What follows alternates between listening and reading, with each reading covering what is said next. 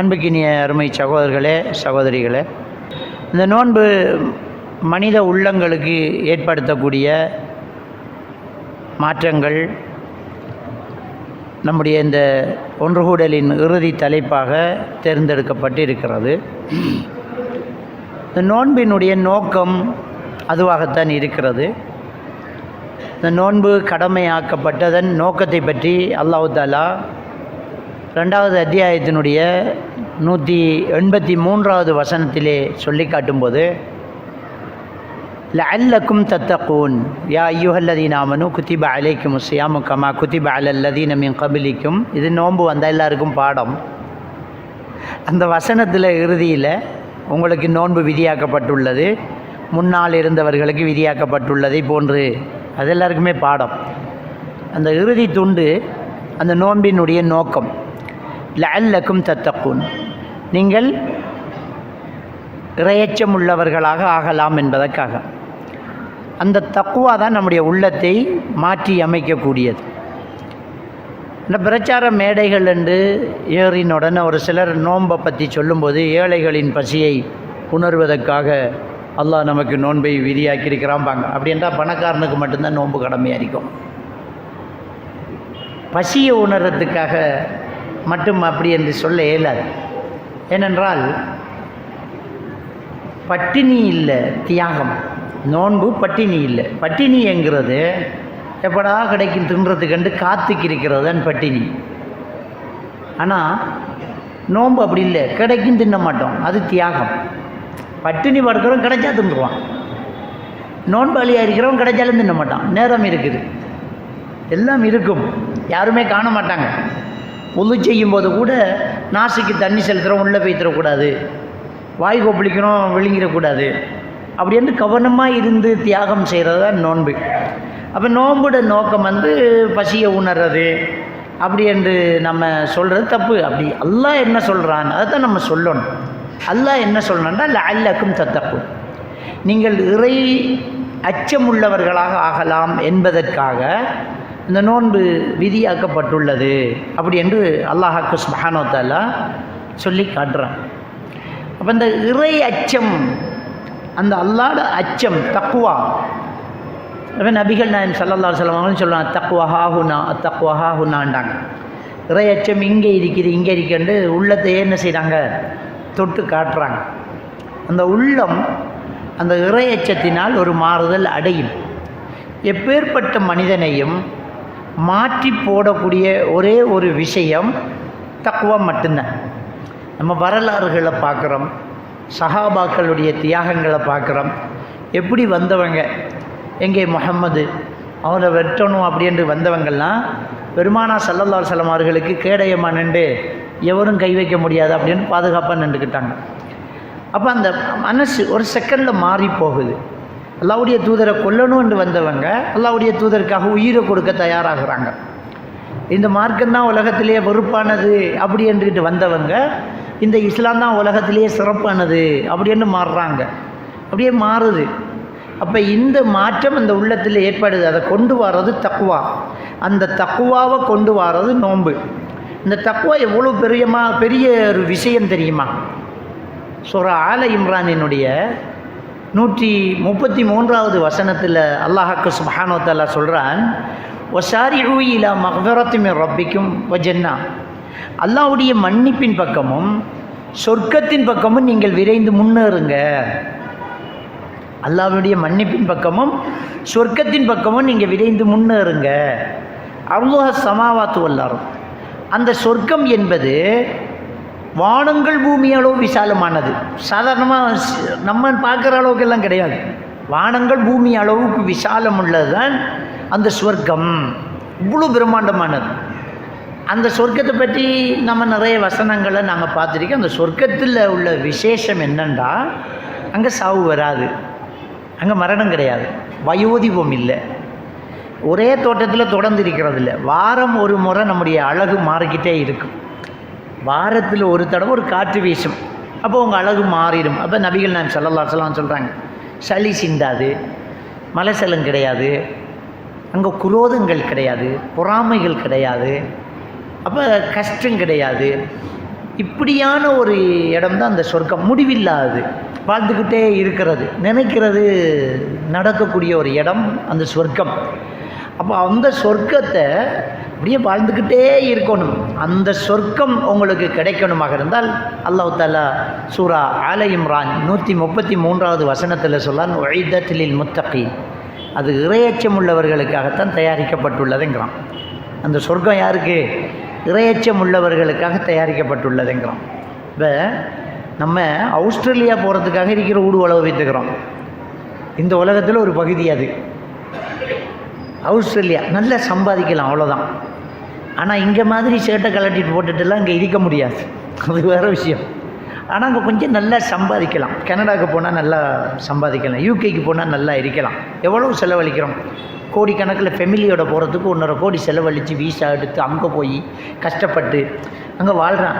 போகிற வழியிலேயும் மரணம் பெறலாம் போய் கஷ்டப்பட்டு என்னடா இது வம்பா பச்சு நாட்டுக்கே போவோம்ட்டு வந்தவங்களும் இருக்கிறாங்க. ஆனால் அந்த சொர்க்கம்ங்கிறது எப்படி? போய் காலை வச்சிட்டிங்கன்னா வயசு கூடாது, இளமை வந்துடும், அழகு மாறும், மரணம் வராது, நோய் வராது. இப்படி ஒரு இடம் இருந்தால் என்ன பாடுபடுவோம் நம்ம? அந்த இடத்துக்கு பொறுமதி என்ன? அந்த இடத்துல விலை என்ன? சிந்திச்சு பாருங்கள். நம்ம ஊர்லேயே மெயின் ரோடு வரும் ஒரு வளவு வாங்க முடியுமா நமக்கு? நம்ம ஊர்லேயே. அதுவே ஒரு அமெரிக்காவில், அதுவே ஒரு கனடாவில், ஒரு யூகேயில், ஒரு சிங்கப்பூரில் வாங்க முடியுமா? முடியாதில்ல. சொர்க்கம் கிடைக்கிது. சாதாரணமாக அந்த உலகத்தை விட 10 மடங்கு சொர்க்கம் தான் கடைசி சொர்க்கமே. அல்லாஹ் தஆலா அந்த சொர்க்கத்தில் ஆக கடைசி ஒரு ஆளுக்கு கொடுக்குற சொர்க்கத்தை பற்றி நபிகள் நாயகம் ஸல்லல்லாஹு அலைஹி வஸல்லம் சொல்கிறாங்க. அதுக்கு கீழே யாருக்கும் சொர்க்கம் கிடையாது. அவர் தான் கடைசியாக சொர்க்கத்துக்கு போகிறார். களிமா சொல்லிட்டாங்க. பாவத்துக்காக நரகத்தில் தண்டனை அனுபவிச்சுட்டு ஒரு காலத்தில் அவர் நரகத்திலேருந்து தவண்டு வெளியில் வந்து அல்லாஹ் அந்த ஜீவநீர் மாவுல் ஹயாத்தில் அப்படியே குளிக்க வச்சு அப்படியே செழிக்க வச்சு அப்படியே வெளியில் வர வச்சு அல்லாஹ் அவருக்கு சொல்லுவான், இது ஒதுக்குலிச்சேன், போப்பா சொர்க்கம் உனக்கு இருக்குது, அந்த இடத்துல போய்த்துரு அப்படின்றான்.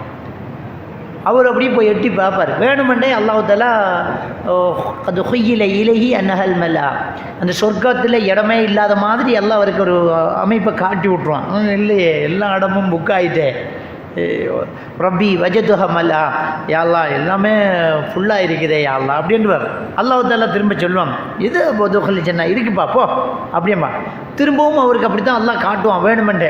இப்படி 3 தடவை அவர் இல்லையே, இடம் இல்லையே அல்லாஹ் எங்கே போக அப்படின்னு கேட்டது பிறகு அல்லாஹ்கிட்ட கேட்பான், அவர் எவ்வளோ கஷ்டத்துலேருந்து வந்திக்கிறாருன்னு பாருங்கள்.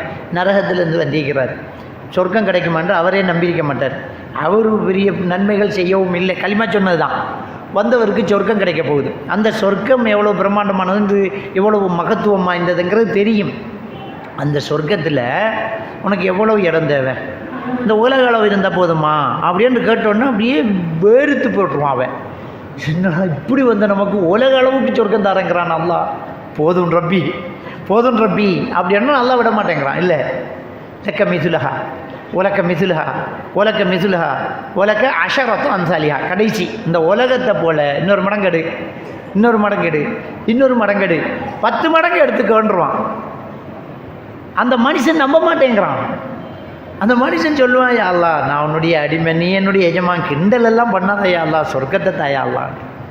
அல்லாஹ் தஆலா இல்லைப்பா கிண்டல் இல்லை, உலகத்தை விட 10 மடங்கு சொர்க்கம் உனக்கு எடுத்துக்கோ அப்படின்றான். சாதாரணமானது அந்த சொர்க்கம். ஆக கடைசியாக கொடுக்குறவனுக்கே இந்த உலகத்தை விட 10 மடங்கு சொர்க்கம் என்றால் உயர்ந்த சொர்க்கங்கள், அமல் செஞ்சு கிடைக்கிற சொர்க்கங்கள், நம்ம கஷ்டப்பட்டு கிடைக்கிற சொர்க்கங்கள் எவ்வளவு இருக்கும். அந்த சொர்க்கத்தை அல்லாஹ் தஆலா யாருக்கு தயாரித்து வச்சுக்கிறான் அப்படின்னு சொன்னால், உஇத்தத்தில் முத்தகீன், இறையச்சம் உள்ளவர்களுக்காக தயாரித்து வைத்திருக்கிறேன் அப்படின்னு அல்லாஹ் சுப்ஹானஹு வ தஆலா நேரான் சூரா ஆல இம்ரானினுடைய 133வது வசனத்தில் சொல்லி காட்டுறான். இப்போ 134, 135வது வசனத்தில் அந்த இறையச்சம் உள்ளவங்க எப்படி இருப்பாங்கங்கிறான். அது ஒரு பெரிய பட்டியலை சொல்கிறான். இந்த ஒட்டுமொத்த இறையச்சத்தையும் ஒரே நோன்பு நமக்கு தந்துடுது.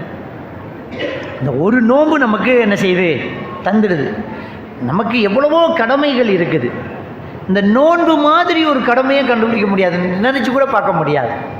அற்புதமான ஒன்று. அதனால தான் அல்லாஹ்வுடைய தூதர் ஸல்லல்லாஹு அலைஹி வஸல்லம் சொல்கிறாங்க, அல்லாஹ் தஆலா சொல்கிறான், எல்லா அமல்களுக்கும் கூலி வழங்கப்படும். அதுவும் அல்லாஹ் தான் கொடுக்குறான், அல்லாஹ் கொடுக்குறான், அவன் தான் கொடுக்குறான். ஆனால் அல்லாஹ் என்ன சொல்லண்டா, நோன்பு எனக்குரியது, நானே அதுக்கு கூலி வழங்குறேங்கிறான் அல்லாஹ். நோன்பு எனக்குரியது, நானே அதுக்கு கூலி வழங்குறேங்கிறான். அப்போ மற்றதுக்கு வேறு ஒரு ஆள் கூலி கொடுக்குதா? அல்லாஹ் தான். அந்த சிறப்பிச்சு சொல்லும்போது அப்படி சொல்கிறது நம்முடைய வளமை. ஒரு பெரிய ஒரு முதலாளி, ரொம்ப வசதியானவர், அவருக்கு நிறைய பில்டிங்குகள் கட்டடங்கள் இருக்கும். அவர் இருக்கிறதுக்கு ஒரு விசேஷமாக ஒரு வீட்டை கட்டி இது நம்ம நம்ம பார்த்து பார்த்து கட்டினதுன்றார். அப்போ மற்றதை அவர் பார்த்து கட்டலையா? அதை கொஞ்சம் விசேஷமாக சொல்கிறதுக்கு அப்படி சொல்கிறது. விளங்கிட்டா? 4 பிள்ளை இருக்கும், அதில் செல்ல பிள்ளை ஓடியாந்த மாதிரி நான் ஏன் பிள்ளை இது அப்படின்றார். அப்போ மற்றதெல்லாம் யார் பிள்ளை? எல்லாருமே நம்ம பிள்ளை தான். அந்த கொஞ்சம் அன்பை கூட்டி காட்டும் போது என்னுடைய பிள்ளை அப்படின்றோம். அல்லாஹ் என்ன சொல்லணும்டா, நோன்பு எனக்குரியது, அதுக்கு நானே கூலி கொடுக்குறேன்டா. என்ன அர்த்தம் தெரியுமா?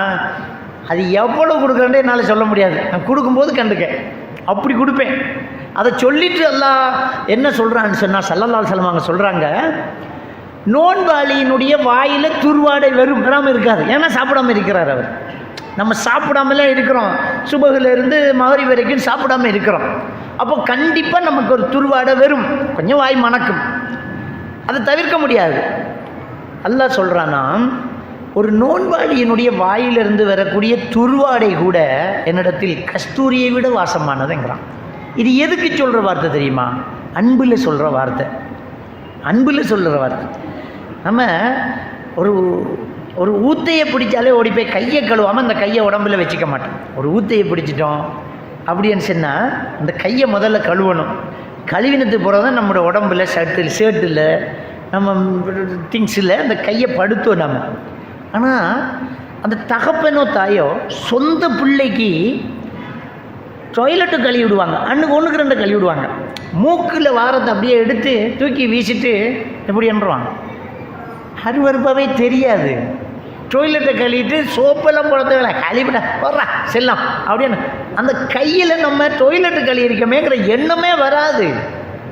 ஏன்னா அந்த பாசம், எந்த பாசம். இந்த ஹாஸ்பிட்டலில் வேலை செய்யக்கூடியவங்க அங்கே இருக்கக்கூடிய ஒரு பர்சனை, ஒரு நோயாளியை பார்க்கணும், தொடணும் அப்படின்னா க்ளவுஸை போட்டிக்குவோம், மாஸ்கை கட்டிக்குவோம்.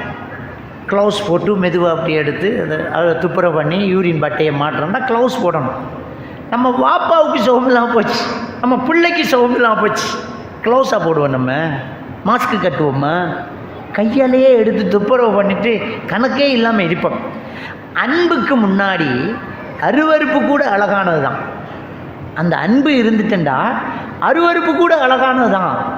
அது அல்லாஹ் என்ன சொல்கிறான்டா, நோன்பாளி வாயில் துருவாட வெறுமில்லை, அது எனக்கு கணக்கு இல்லைன்னு சொல்லலை, அதெல்லாம் ஒன்றும் பிரச்சனை இல்லைன்னு சொல்லலை. கஸ்தூரியை விட எனக்கிட்ட வாசமானது, அந்த நாட்டம் எனக்கிட்ட அப்படியே வாசமாக மாறுது. அன்பு அது அவ்வளவு நேசிக்கிறான் அல்லாஹ். அப்போ ஒரு நோன்பாளியை அல்லாஹ் அப்படி நேசிக்கிறான். அந்த அளவுக்கு சிறப்புள்ள ஒரு வணக்கம் இந்த நோன்பு இருக்காதா? பின்ன இந்த நோன்பு இறையச்சத்தை நமக்கு தருது. இந்த இறையச்சத்துக்கு என்னெல்லாம் பண்ணணும், இந்த இறையச்சம் இருக்கிறவங்க எப்படிப்பட்டவங்க, அந்த இறையச்சம் உள்ளவர்களுக்கான கூலிகள் என்ன அப்படிங்கிறத அந்த ஆல இம்ரானினுடைய 134, 135 வசனங்கள் அந்த இறையச்சம் எப்படி இருக்கும் அப்படிங்கிறத சொல்லி தருது. அதுக்கு முன்னாடி நாங்கள் பார்க்கலாம், சூரத்துல் பக்ராவில் 281 வசனத்தில் அல்லாஹ் தஆலா சொல்கிறான், வத்தகு யௌமன் துர்ஜஊன ஃபீஹி இலல்லாஹ், நீங்கள் அல்லாஹ்விடம் திரும்பி போகக்கூடிய அந்த நாளை நீங்கள் பயந்து கொள்ளுங்கள்ங்கிறான். அதில் நீங்கள் இறையச்சத்தை எடுத்துக்கோங்க, அந்த நாளை பயந்துக்கோங்க. நீங்கள் அல்லாஹ்விட திரும்பி போக போகிறீங்க. இது கண்டிப்பாக எல்லாருக்குமே வரும். நமக்குள்ள கொள்கைகள் வேறுபாடுகள், சில வித்தியாசங்கள், சண்டைகள், சச்சரவுகள், அந்த பாட்டி இந்த பாட்டி என்று சொல்கிறதெல்லாம் இருக்கும். எந்த பாட்டியும் மறுமையில் இந்த மஷரில் போய் நிற்கணுங்கிறதுல முரண்பாடு கிடையாது. அதெல்லாம் கிடையாதுன்னு யாருமே மறுக்கிறது இல்லை. அங்கே போத்தான் வேணும், நம்ம எல்லாருமே போய் தான் ஆகணும். அத்வைதம் பேசுகிறவன் இருக்கிறான், சூபித்துவம் பேசுகிறவன் இருக்கிறான், தௌஹீது பேசுகிறவன் இருக்கிறான், குர்ஆன் மட்டும் போதும் என்றவன் இருக்கிறான். ஆனால் எல்லாருமே அந்த மறுமையில் போய் நிற்கணுங்கிறதுல மாற்று கருத்து கிடையாது. அப்போ அல்லாஹ் தஆலா சூரத்துல் பக்ராவில் 281வது வசனத்தில் சொல்கிறான், ஒத்தகு யௌமன் துர்ஜஊன ஃபீஹி இலல்லாஹ், அல்லாவிடம் நீங்கள் மீண்டு வரக்கூடிய அந்த நாளை நீங்கள் பயந்து நடந்து கொள்ளுங்கள். சும்ம துவஃபா குல்லு நஃப்ஸின் மா கஸபத், அந்த நாளில் பிறகு நீங்கள் சம்பாதித்ததெல்லாம் திருப்தியாக முழுமையாக சரியாக உங்களுக்கு கூலி கொடுக்கப்படுவீர்கள். என்ன செஞ்சாலும் அது கிடைக்கும். பாவம் செஞ்சுட்டு வரீங்களா, அதை அள்ளி காட்ட போகிறீங்க. நன்மை செஞ்சுட்டு வரீங்களா, கிடைக்க போகுது. என்னெல்லாம் நீங்கள் சம்பாதிச்சிங்களோ அதுவெல்லாம் அந்த நாளில் கிடைக்கும். அந்த நாளில் நீங்கள் எல்லாரும் அல்லாஹ்கிட்ட வர போகிறீங்க, அந்த நாளை பயந்து கொள்ளுங்க அப்படின்னு அல்லாஹ்க்கு சுப்ஹானஹு வ தஆலா சொல்லிட்டு கடைசியாக சொல்கிறான், வஹும் லா யுலமூன், அவர்கள் அநீதி விளைவிக்கப்பட மாட்டார்கள் அப்படிங்கிறான். அங்கே அநீதி விளைவிக்கப்பட மாட்டார், அநியாயம் பண்ண மாட்டான். அல்லாஹ் செஞ்சதே கிடைக்கும். அப்போ நம்ம என்ன செய்கிறோங்கிறத நம்ம இந்த உலகத்தில் தீர்மானிக்கணும். எல்லாரும் அந்த நாளையில் அல்லாஹ்க்கு முன்னால் நிற்போம்ங்கிறது கன்ஃபார்ம், அதில் மாற்று கருத்து இல்லை. அதோடு சேர்த்து அடுத்த விஷயத்தை என்ன சொல்கிறான் தெரியுமா, நாம் செஞ்சதுக்கெல்லாம் கடைசி அந்த நாளையில் கூலி கொடுக்கப்படும். அநீதி நடக்காது, அநீதி நடக்காது, செஞ்சால் கிடைக்கும். அப்போ தப்பு செஞ்சுட்டு போனால், தவறு செஞ்சுட்டு போனால் அங்கே அதையும் அனுபவிக்க வேண்டி வரும். நன்மை செஞ்சுட்டு போனால் நம்மளே மறந்துருப்போம், அல்லாஹ் தந்துடுவான் தூக்கி. கடுகளவு நன்மை செய்தாலும் கண்டுகொள்வார். உமையாமல் மிஸ்கால தர்றத்தின் கைரை யரா, கடுகளவு நன்மை செய்து கொண்டாலும் அவர் என்ன செய்வார், அதை கண்டுகொள்வார். அப்போ கண்டிப்பாக அது கிடைக்கும். அந்த நாளுக்கு வர போகிறீங்க, அந்த நாளை பயந்து கொள்ளுங்க அப்படி என்று சொல்லி அல்லாஹ்க்கு சுப்ஹானஹு வ தஆலா சொல்லி காட்டுறதை நாங்கள் பார்க்கலாம். அதே மாதிரியாக ஆல இம்ரானினுடைய 15வது வசனத்தில் அல்லாஹ் தஆலா சொல்லி காட்டுறான், குல் உனப்பியுக்கும் பி கைரும் மின் ஸாலிக்கும். அல்லாஹ் தஆலா என்ன சொல்றான்டா, இதை விட சிறந்த ஒன்றை நான் உங்களுக்கு சொல்லட்டுமா? வேறொரு விஷயத்தை அல்லாஹ் சொல்லிட்டு, இதை விட ஒரு சிறப்பான ஒரு சான்ஸ் இருக்குது, ஒரு விஷயம் இருக்குது, அதை நான் உங்களுக்கு அறிவித்து தரட்டுமா அப்படி என்று சொல்லிட்டு அல்லாஹ் தஆலா சொல்றான், லில்லதீன தகவ் இன்த ரப்பிஹிம் ஜன்னாத், இறையச்சத்தோடு வாழ்ந்தார்களே அவர்களுக்கு அவர்களுடைய இரட்சகனிடத்தில் சுவன தோட்டங்கள் உண்டு, சுவனங்கள் உண்டு, தோட்டங்கள் உண்டு. அதுவும் சாதாரணமானதில்லை. தஜ்ரீ மின் தஹ்திஹல் அன்ஹார், அந்த சுவன தோட்டத்தின் அடியே அதனுடைய கீழே நீரூற்றுக்கள் ஓடிக்கொண்டிருக்கும். பழகிட்டா, நீரூற்றுக்கள் அப்படியே ஓடிக்கொண்டிருக்கக்கூடிய தோட்டம். அது போயிட்டு வர்றதில்லை. ஹாலிதீன ஃபீஹா, நிரந்தரமாக அதில் தான் நிற்க போகிறாங்க. இதை விட சிறந்தது என்ன தெரியுமா, இறையச்சம் உள்ளவர்களுக்கு அவர்களுடைய இறைவனிடத்தில் சுவன தோட்டங்கள் உண்டு, அதன் அடியே ஆறுகள் நீரூற்றுக்கள் ஓடிக்கொண்டிருக்கிறது. ஹாலிதீன ஃபீஹா, அதிலே அவர்கள் நிரந்தரமாக இருப்பார்கள். வ அஸ்வாஜும் முத்தஹரா, பரிசுத்தமான துணைவன் துணைவி அவர்களுக்கு கிடைக்கும். பெண்களுக்கு பரிசுத்தமான துணைவர்கள் கிடைப்பார்கள், ஆண்களுக்கு பரிசுத்தமான துணைவிகள் கிடைப்பார்கள். அது ஹூர்லின் பெண்களாக இருக்கலாம், அல்லது இந்த உலகத்திலே நம்ம வாழ்ந்த மனைவிமார்களாக இருக்கலாம். ஏதோ பரிசுத்தமான துணைகள் அவர்களுக்கு என்ன செய்யும், கிடைக்கும். வரிதுவானும் மினல்லாஹ், அல்லாவின் புறத்திலிருந்து பொருத்தமும் கிடைக்கும். அல்லாஹ் பொருந்திக் கொள்வது கிடைக்கும், அது ஆகப்பெரியது சொர்க்கவாதிகளுக்கு. அல்லாஹ்வுடைய திருப்பொருத்தம் கிடைக்கும். வல்லாஹு பஸீரும் பில் இபாத், அல்லாஹ் அடியார்களை நன்கு பார்த்து கொண்டு தான் இருக்கிறான். அல்லாஹ் எல்லாத்தையும் பார்த்துக்கிட்டு தான் இருக்கிறான். அடியார்கள் யார் யார் இந்த அடியான் என்ன செய்கிறான் அப்படிங்கிறத அவர்களுக்கு அல்லாஹ் பார்த்துக்கிட்டே இருக்கிறான் அப்படிங்கிறான். அப்போ இறையச்சத்தோடு நம்ம வாழ்ந்துட்டோம்டா அந்த சொர்க்கம் கிடைக்கும். அந்த சொர்க்கத்துக்கு அடியே ஊற்றுக்கள், நீர் ஊற்றுக்கள் ஓடிக்கிட்டு இருக்குது. நிரந்தரமாக வேற இருப்பீங்க. பரிசுத்தமான துணைவன் துணைவி உங்களுக்கு கிடைக்கும். அல்லாஹ் உங்களை நன்கு பார்த்து கொண்டிருக்கிறான். அந்த இறையச்சம் உள்ளவர்கள் யாரு? அந்த நோன்பு பயிற்சி தந்து நம்மளை உருவாக்குதே அந்த இறையச்சம் உள்ளவர்கள் யாரு? 16வது வசனத்தில் சொல்லி காட்டுறான் ஆல இம்ரானுடைய. இப்போ 133வது 4வது வசனத்தில் அந்த இறையச்சம் உள்ளவர்களை பற்றி சொல்ல போகிறோம். அதை நம்ம பார்க்க போகிறோம். இந்த வசனத்தையும் பாருங்கள் எவ்வளோ மெச்சாகுதுங்கிறது. அல்லதீன யகூலூன ரப்பனா, அவங்க எப்படிப்பட்டவங்க தெரியுமா? அவங்க சொல்லுவாங்க, எங்கள் இரட்சகனே, இன்னனா ஆமன்னா, எங்கள் இரட்சகனே நிச்சயமாக நாங்கள் உன்னை ஈமாங்கொண்டுட்டோம். ஈமாங்கொண்டுட்டோம் அப்படியே. ஈமாங்கொள்ற என்னென்ன விஷயங்கள்? அல்லாஹ்வை கொண்டு, மலக்குமார்களை கொண்டு, வேதங்களை கொண்டு, ரசூல்மார்களை கொண்டு, மறுமை நாளை கொண்டு, விதியை கொண்டு, இந்த 6ஐயும் நம்ம ஈமாங்கொள்ளணும். அப்போ அல்லாஹ் நாங்கள் ஈமாங்கொண்டுட்டோம், இந்த 6ஐயும் நாங்கள் ஈமாங்கொண்டோம். முன்ன வேதங்கள் வந்துச்சுங்கிறத நம்புகிறோம், இதுக்கு முன்னர் தூதர்கள் வந்தாங்கங்கிறத நம்புகிறோம், உன்னுடைய மலக்குமார்கள் இருக்கிறாங்கங்கிறத நம்புகிறோம், மறுமை நாள் இருக்குது விசாரிக்கப்படுவோங்கிறத நம்புகிறோம். அதே மாதிரி விதி, அல்லாஹ்வுடைய எழுத்து, நீ தான் எல்லாத்தையும் இந்த உலகத்தை எல்லாம் படைச்சி என்ன நடக்கணுங்கிறத நாடிக்கிட்டு இருக்கிறாய். நீ எழுதினது தான் நடக்குது, நீ படைத்தது தான் நடக்குது, நீ அறிந்தது தான் நடக்குது, நீ நாடினது தான் நடக்கிறது. 4 அடிப்படையில் தான் விதியை நம்புறது. அக்கீதாவுடைய பாடத்தில் படிச்சிருப்பீங்க. விதியை 4 திசையிலையும் நம்ம நம்பணும். ஒன்று அல்லாஹ் நாடினது, இன்னொன்று அல்லாஹ் படைச்சது, இன்னொன்று அல்லாஹ் அறிந்தது. விளங்கிட்டா? அப்போ அல்லாஹ் நாடினது, அல்லாஹ் அறிஞ்சது, அல்லாஹ் படைத்தது, இப்படியாக அல்லாஹ் 4 அடிப்படையில் நம்மளை என்ன செய்யலாம்? அல்லாஹ் அறிந்தது. அப்போ இந்த அடிப்படையில் அல்லாஹ் எழுதினது, அல்லாஹ் நாடினது, அல்லாஹ் படைச்சது, அல்லாஹ் அறிந்தது, அந்த அடிப்படையில் நம்ம நம்புகிறோம். அப்போ இந்த 6 விஷயத்தை ஈமாங்கொண்டோம். அவங்க என்ன சொல்லுவாங்கண்டா, இறைவா நாங்கள் ஈமாங்கொண்டுட்டோம், ஃபக்ஃபிர்லனா, எங்களை மன்னிச்சிடியா அல்லாஹ். அந்த இறையச்சம் உள்ளவங்க என்ன செய்வாங்களாம்? எங்களை மன்னிச்சிடியா அல்லாஹ், ஃபக்ஃபிர்லனா துனூபனா, எங்களுடைய பாவங்களை எங்களுக்கு மன்னிச்சிடியா அல்லாஹ். அப்போ இறையச்சம் உள்ளவர்களுடைய ஒரு தன்மை என்னென்றால், அல்லாஹ்விடத்தில் மன்னிப்பு கேட்கக்கூடியவங்களாக அவங்க இருக்கிறாங்க. சுப்ஹானல்லாஹ். இப்போ நோன்பு வந்தால் என்ன செய்கிறோம்? நம்ம நோன்பு வந்தால் என்ன செய்கிறோம்? துவா தான், மன்னிப்பு தான். நம்மளை அறியாமலே நம்ம துவா கேட்க போகிறோம் பாருங்கள். இந்த ரமலான் வந்தாலே நபிகள் நாயகம் ஸல்லல்லாஹு அலைஹி வஸல்லம் அவங்க சொல்கிறாங்க, சொர்க்கத்தின் கதவுகள் திறந்து விடப்படுகிறது, நரகத்தின் கதவுகள் அடைக்கப்படுகிறது, வசுஃபிதத்தி ஷயாத்தீன், ஷைத்தான்கள் விலங்கிலிடப்படுகிறார்கள். இந்த 3 விஷயத்தை நபிகள் நாயகம் ஸல்லல்லாஹு அலைஹி வஸல்லம் சொல்கிறாங்க. இது அல்லாஹ்வுடைய கருணையை புடம் போட்டு காட்டக்கூடிய வார்த்தைகள். நான் அருளை திறந்து வச்சுக்கேன், சொர்க்கம் திறந்து விடப்படுகிறேன்டா என்ன அர்த்தம்? சொர்க்கத்துக்கு இப்போ தரும் போகிறல்ல, அது உலகம் அழிஞ்சி கேள்வி எனக்கு கேட்டு தான் சொர்க்கம் போகிறேன். இப்போ சொர்க்கத்தின் கதவு திறந்திருக்கேன்டா என்ன அர்த்தம்? நம்ம என்ன சொல்கிறேன்? வெல்கம், எப்போ வேணும்னாலும் நீங்கள் எங்கள் வீட்டுக்கு வரலாம், உங்களுக்காக எங்கள் வீட்டு வாசல் திறந்தே இருக்குது, பூட்டிட்டு போயிருக்கே கொழும்புக்குன்னு சொல்கிறா நம்ம. அப்படின்றா என்ன அர்த்தம்? திறந்திருக்கேன்டா ஒரு வெறும் வரைக்கும் கதவை திறந்து விட்டுட்டு இருக்கிறதா? அதில் வார்த்தையினுடைய அர்த்தம் என்ன? நீங்கள் எப்பவும் உள்ள வரலாம் அப்படின்றாங்க. சொர்க்கத்தின் கதவுகள் திறந்து விடப்பட்டுள்ளது. இந்த நோன்பு வந்தால் சொர்க்கத்தின் கதவு திறந்து விடப்படும். அப்படின்னா நோன்புக்குள்ளே சொர்க்கத்துக்கு ஆக்கள் அனுப்புகிறான் அல்லாஹ்.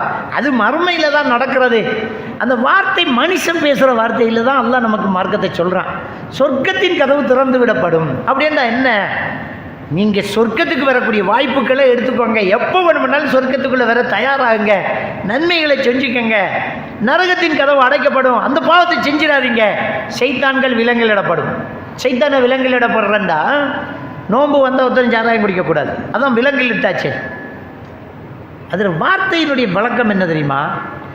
ஒரு ஆளை விலங்கில் போட்டால் ஓடுவான், ஆடுவான், சந்தால இடிப்பான், தலையால் குத்துவான், பெல்ட்டி அடிப்பான், ஆனால் கையிருந்து செய்கிற வேலையை அவன் செய்ய முடியாது. ஷைத்தானை விலங்கிலிடுறான். ஷைத்தானுடைய ஊசலாட்டங்கள் இருக்கும், ஆனால் கையை கட்டியிருக்குது, அவ்வளவா இருக்காது, அவ்வளோதான். கையை கட்டியிருக்குது இருக்கும். ரமலான் வந்தாலும் தண்ணி அடிக்கிறான் தான், பொண்ணு பிடிக்கிறான் தான், திருடுறவன் தான், ஏமாத்துறான் தான், அவ்வளோவா இருக்காது. வாங்கிட்டா. அப்போ ஷைத்தான் விலங்கிலிடப்படுறான். கதவு நரகத்தின் கதவு பூடப்பட்டிருக்கு, சொர்க்கத்தின் கதவு திறந்திருக்குது, நீங்கள் தயாராகுங்க அப்படிங்க. நம்ம அதை பார்க்கலாம். அந்த ஹதீஸினுடைய யதார்த்தத்தை நம்ம பார்க்கலாம். நோன்பு வந்தாலே நம்முடைய மனசில் ஒரு நல்ல மாற்றம் வந்துடுது. ரமலான் வந்தாலே அந்த மனசில் ஒரு மாற்றம் வருதா இல்லையா? அந்த ஹதீஸ் எவ்வளோ உண்மையாகுது பாருங்கள். சும்மா சோம்பரித்தனமாக இருந்தவங்க அந்த நோன்பில் பள்ளிக்கு வர விதம் எப்படி கூடுது, அந்த நோன்பில் மன்னிச்சு விடுறது எப்படி நடக்குது, அந்த நோன்பில் வம்புக்கு போக மாட்டேங்கிறோம், அந்த நோன்பில் ஒரு பக்குவம் வருது. சுபஹுக்கு ஜும்மா மாதிரி வர்றோமே, அந்த நோன்பு நம்ம பிள்ளைங்களுக்கு எப்படி பற்றி நோன்பு காலம் என்ன பேசுகிற நீ என்றுவோம். அந்த மகிமை நமக்குள்ள வருது. நோன்பு காலம் பேசுகிற பேச்சாரு. ஒரு ரோட்டில் போகிறோம், ஒரு கடையில் பாட்டு போட்டிக்கான், நோன்பு காலம் என்னடா பாட்டு போட்டிக்கான்றோம். முதல்ல உட்கார்ந்து கேட்டோம், இப்போ நோன்பு என்னடா பாட்டு போடுற அப்படி என்றுவோம். அப்போ நோன்பு அப்படிங்கிற அந்த அந்த வார்த்தையில், அந்த மாசத்தில் நம்ம மனசுக்குள்ள ஒரு மாற்றம், ஒரு மனம் வருதா இல்லையா? ஷைத்தான் விலங்கிலிடப்பட்டான். சொர்க்கத்தின் கதவு திறந்து விடப்படுகிறது, நரகத்தின் கதவு மூடப்பட்டாச்சு. அல்லாஹ்வுடைய அருளை திறந்து விட்டிருக்கிறான். இன்னும் சொல்லப்போனால் அல்லாஹ்வுடைய எவ்வளவு இரக்கம் உள்ள ரஹ்மான், அந்த கருணை உள்ளவன் சுப்ஹானல்லாஹ். ஒரு விஷயத்தில் நம்ம ரொம்ப கவனமாக இருக்கணும். என்னென்றால், அல்லாட இரக்கம் அல்லாட கோபத்தை விட மிஞ்சி விட்டதுன்னு அல்லாஹ் எழுதுறான். இந்த உலகத்தை, இந்த பானம், இந்த பூமியை, படைப்பினங்களை எல்லாம் படைக்கிறது முன்னாடி அல்லாஹ் தாலா என்ன செய்கிறான்னு சொன்னால், என்னுடைய கோபத்தை என்னுடைய இரக்கம் மிஞ்சி விட்டது என்று அல்லாஹ் அரசியல் எழுதிட்டானான். அப்போ அல்லாஹ் எவ்வளோ இரக்கம் உள்ளது. இப்போ நம்மெல்லாம் அல்லாஹ் அடிப்பான், தண்டிப்பான், ஷதீதில் கடுமையாக தண்டிக்கக்கூடியவன். இன்ன பத்திஷ ரப்பிக்க ஷதீத், அல்லாஹோட புடி ரொம்ப கடினமானது. இதெல்லாம் நம்ம ஐயோ ஓதுறன் தான். ஆனால் கஃபூர் ரஹீம், அல்லாஹ் மன்னிக்கக்கூடியவன், அல்லாஹ் இரக்கம் காட்டக்கூடியவன். அவன் வஹாப், அவன் அள்ளி கொடுக்கக்கூடியவன். அவன் எல்லாத்தையும் மன்னிக்கக்கூடியவன். தௌபா செய்யி மன்னிக்கிறேங்கிறான். அப்படிப்பட்ட இரக்கம் உள்ளவன்.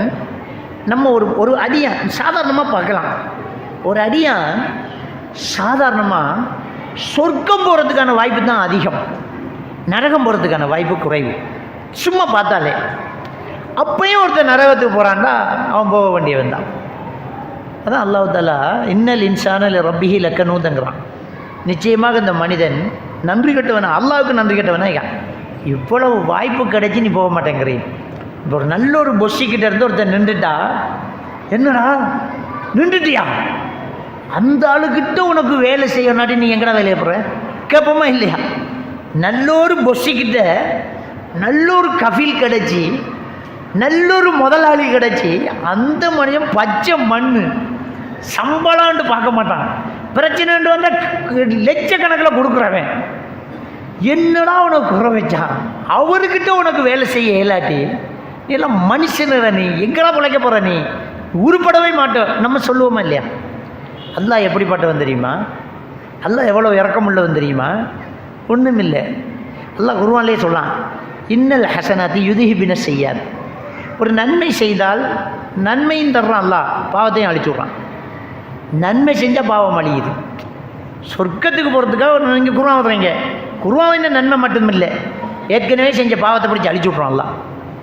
நபிகள் நாயகம் ஸல்லல்லாஹு அலைஹி வஸல்லம் ஒருத்தர் ஒரு தவறை சொல்லி காட்டி, நான் அந்த தவறு செஞ்சுட்டேன், எனக்கு என்ன பரிகாரம், எனக்கு ஏதாவது ஹத்து நிறைவேற்றணுமா, எனக்கு சொல்லுங்கள் யார் ரசூல்லா அப்படின்றார். ரசூல்லா கேட்குறாங்க, ஹல் ஸல்லைத மஅனா, இப்போ எங்களோட தொழுதியான்னு கேட்டாங்க. அவர் கெஞ்சிக்கிட்டு இருக்கும்போது பாங்கு சொல்லி ரசூல்லா தொழுதுட்டு உட்காந்துக்கிறாங்க. திரும்பவும் சொல்லுங்கள் யார் ரசூல்லா, பயமாக இருக்குது, அல்லாஹ் தண்டிச்சிடுவான். தொழுதியா? தொழுதுட்டேன், அந்த பாவத்தை எல்லாம் மன்னிச்சிட்டான் அவரு. ஒரு நன்மை செஞ்சுட்டா ஒரு பாவம் அழியுது. முழு செய்கிறோம், கையை கழுவும் போது கையால் செஞ்ச பாவம் அந்த தண்ணியோட கழுவப்படுது. மோத்த கழுவுறோம், கண்ணால் செஞ்ச பாவம் கழுவப்படுது. காலை கழுவுறோம், காலால் செஞ்ச பாவம் கழுவப்படுது. பள்ளிக்கு எடுத்து வச்சு நடந்துக்கிட்டு இருக்கிறோம், ஒவ்வொரு எட்டுக்கும் ஒரு பாவம் அழியுது, ஒரு அந்தஸ்து எழும்புது. நீங்கள் தொழுதுட்டு சுப்ஹானல்லாஹ் 33 தடவை, அல்ஹம்துலில்லாஹ் 33 தடவை, அல்லாஹ் அக்பர் 34 தடவை சொல்கிறீங்க. கடல் நுரைய அளவுக்கு இருந்தாலும் பாவம் மன்னிக்கப்பட்டுருமா? கடல் நுரைய அளவுக்கு. அப்போ பாவங்கள் அழிகிறதுக்கான வாய்ப்புகளை எல்லாம் அல்லாஹ் தந்து, நன்மையை கூட ஒன்று ரெண்டா தரான்ல. ஒரு நன்மை அப்படியா, ஒரு நன்மை நீ செய்ய நினைச்சா ஒரு நன்மை, நீ செய்யாட்டின்னு ஒரு நன்மை வந்துச்சு. போ, இப்போ இரவைக்கு தஹஜ்ஜத் எழும்புவோன்னு தொழுவோம். இன்னைக்கு தஹஜ்ஜத் தொழுகிற என்னட்டு படுக்கிறீங்க, எழும்பதான் இல்லை, தஹஜ்ஜத் தொழுதான் நன்மை எழுதப்படும் உண்டு. நன்மை செய்ய நினைக்கிறீங்க, எனக்கிட்ட மட்டும் வசதி வந்தால் சுப்ஹானல்லாஹ் ஒரு நாளைக்கு 100 பேருக்கு நான் சாப்பாடு கொடுப்பேன், நன்மை எழுதப்பட்டாச்சு. 100 வரை சாப்பாடு கொடுத்த நன்மை உண்டு, எழுதப்பட்டாச்சு. ஒரு நன்மை செய்ய நினைத்தால் ஒரு நன்மை செய்தால் 10லிருந்து ஸ்டார்ட் ஆகி 700 மடங்கு வரைக்கும் இரட்டிப்பாக்கி அல்லாஹ் கொடுக்குறான். 10லிருந்து ஸ்டார்ட்டு. 5 வக்து தொழுகை தான் நமக்கு கடைசியாக முடிந்தது. 50 வக்து தொழுகையோடு தான் முதல்ல ரசூலுல்லாஹ் திரும்பினது. மிஹராஜ் போய் 50 வக்து தொழுகையோடு தான் வர்றாங்க. மூசா அலைஹிஸ்ஸலாத்து வஸலாம் இல்லை இந்த உம்மத்து தாங்காதுப்பா, போய் அல்லாஹ் கிட்ட கெஞ்சி கேட்டுக்குவா, அல்லாஹ் இறக்கமுள்ளவன் அப்படின்னு குறைச்சி 5ஓட வந்தாலும் கூலி என்னமோ 50 தான். நம்ம 5 வக்து தொழுதாலும் நம்முடைய நன்மை என்ன? 50 வக்து தொழுத நன்மை தாங்க. அது அல்லாஹ் அப்பவே சொல்லிட்டான், இது 5 ஆனால் 50 தான். கூலியால் 50, ஒன்றுக்கு 10 மடங்குல தான் நன்மை எழுதுவோம் அடியானுக்கு. ஒரு நன்மை செய்ய நினைச்சா ஒரு நன்மை செஞ்சிட்டா 10 மடங்குலேருந்து 700 மடங்கு வரைக்கும் இரட்டிப்பாக்கி தர்றேங்கிறான். அப்போ நாம் நன்மை செஞ்சால் பல மடங்கு, பாவம் செஞ்சால் ஒரே ஒரு மடங்கு தான். ஆனால் ஒரு நன்மை செஞ்சால் அதுவும் அழியுது. இப்போ நம்முடைய தராசில் எந்த பக்கம் கதிக்கணும்? யதார்த்தமாக நம்முடைய தராசில் யதார்த்தமாக எது கதிக்கணும்?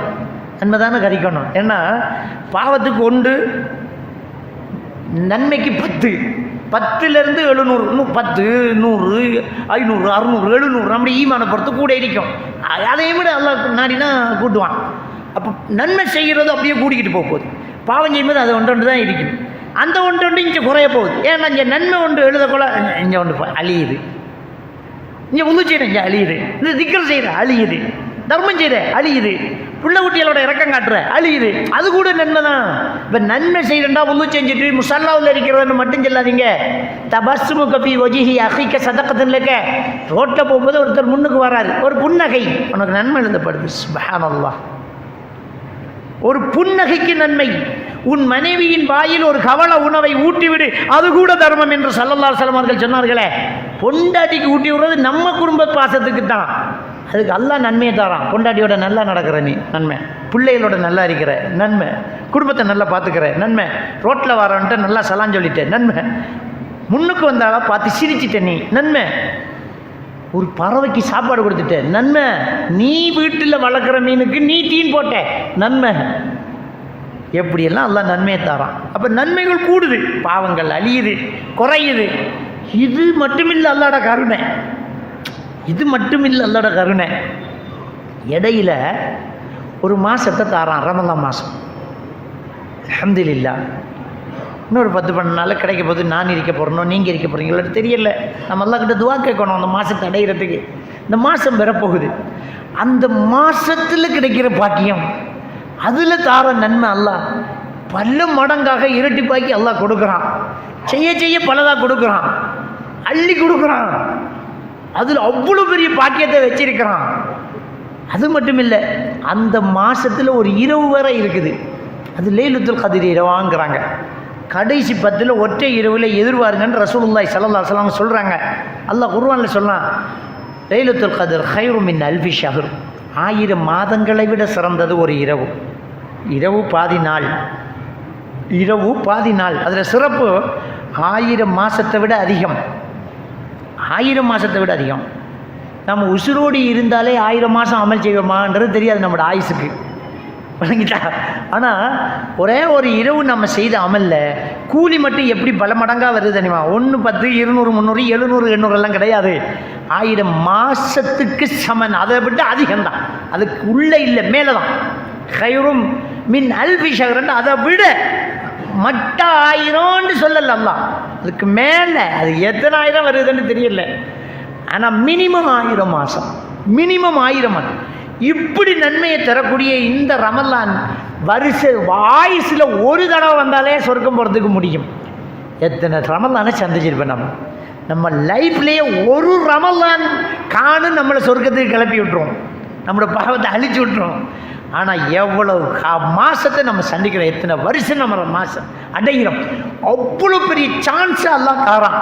அப்படி இரக்கமுள்ள ரஹ்மான் அல்லாஹ்.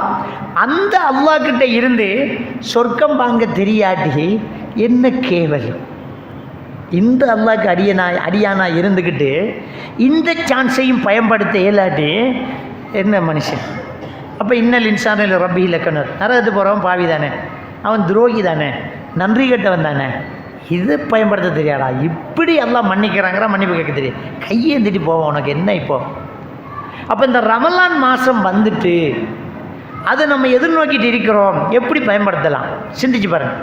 அப்போ இந்த இறையச்சத்தை பற்றி சொல்லி, அந்த இறையச்சம் உள்ளவர்களுக்கு இந்த சொர்க்கம் இருக்கிறது அப்படின்னு சொல்லிட்டு, அந்த இறையச்சம் உள்ளவங்க என்ன சொல்லுவாங்களாம், ரப்பனா இன்னனா ஆமன்னா ஃபக்ஃபிர்லனா துனூபனா, நாங்கள் ஈமான் கொண்டுட்டோம் ரப்பே, எங்களோட பாவங்களை மன்னிச்சிடுங்கன்னு கேட்பாங்க. கேட்குறதுல என்ன பிரச்சனை நமக்கு?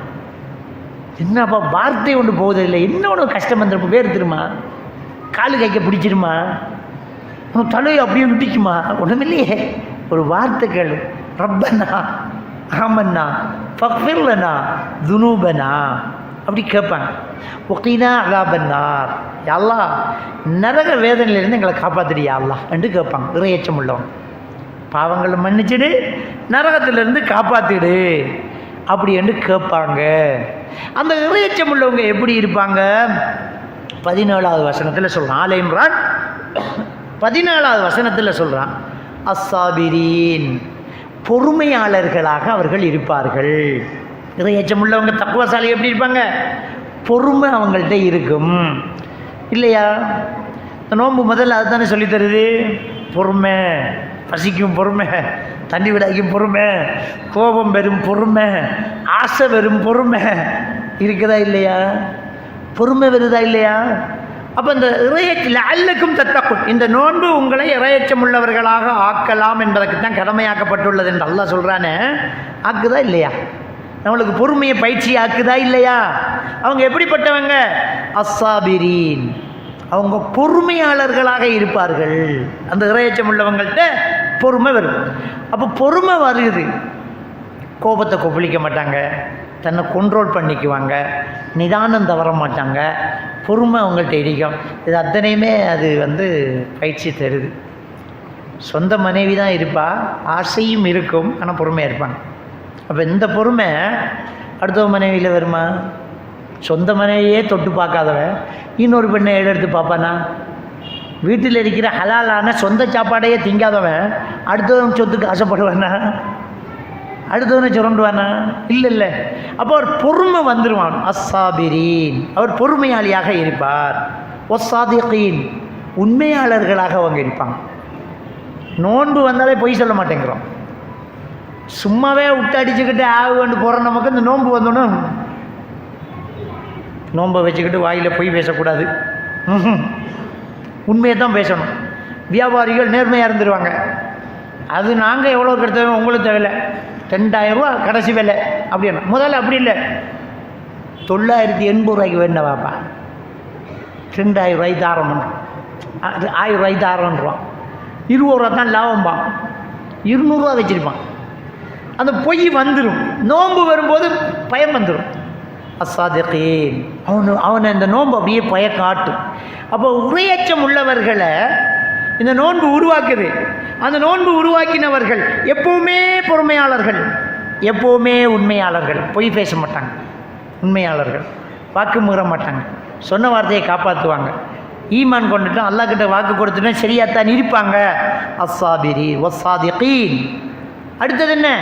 ஒல் கானிதீன், வணக்க வழிபாடுகளில் உறுதியாக நிற்கக்கூடியவர்களாக இருப்பார்கள். கானிதீன், வணங்கக்கூடியவர்களாக, வணக்க இபாதத்துக்களில் ஈடுபடக்கூடியவர்களாக இருப்பாங்க. நோன்புல இருக்கிற அந்த உற்சாகம் மற்ற நாளையில் வருமா இல்லையா? இறையச்சம் உள்ளவனா ஆக்கிட்டுன்னா வந்துடும். 2 ரக்காத்து எப்போ முடியும்னு காத்திக்கிற நம்ம 11 ரக்காத்து 12 மணிக்கு சஹர் வரைக்கும் தொழுகிறோமே நோன்புல. டயர்டு வருதா?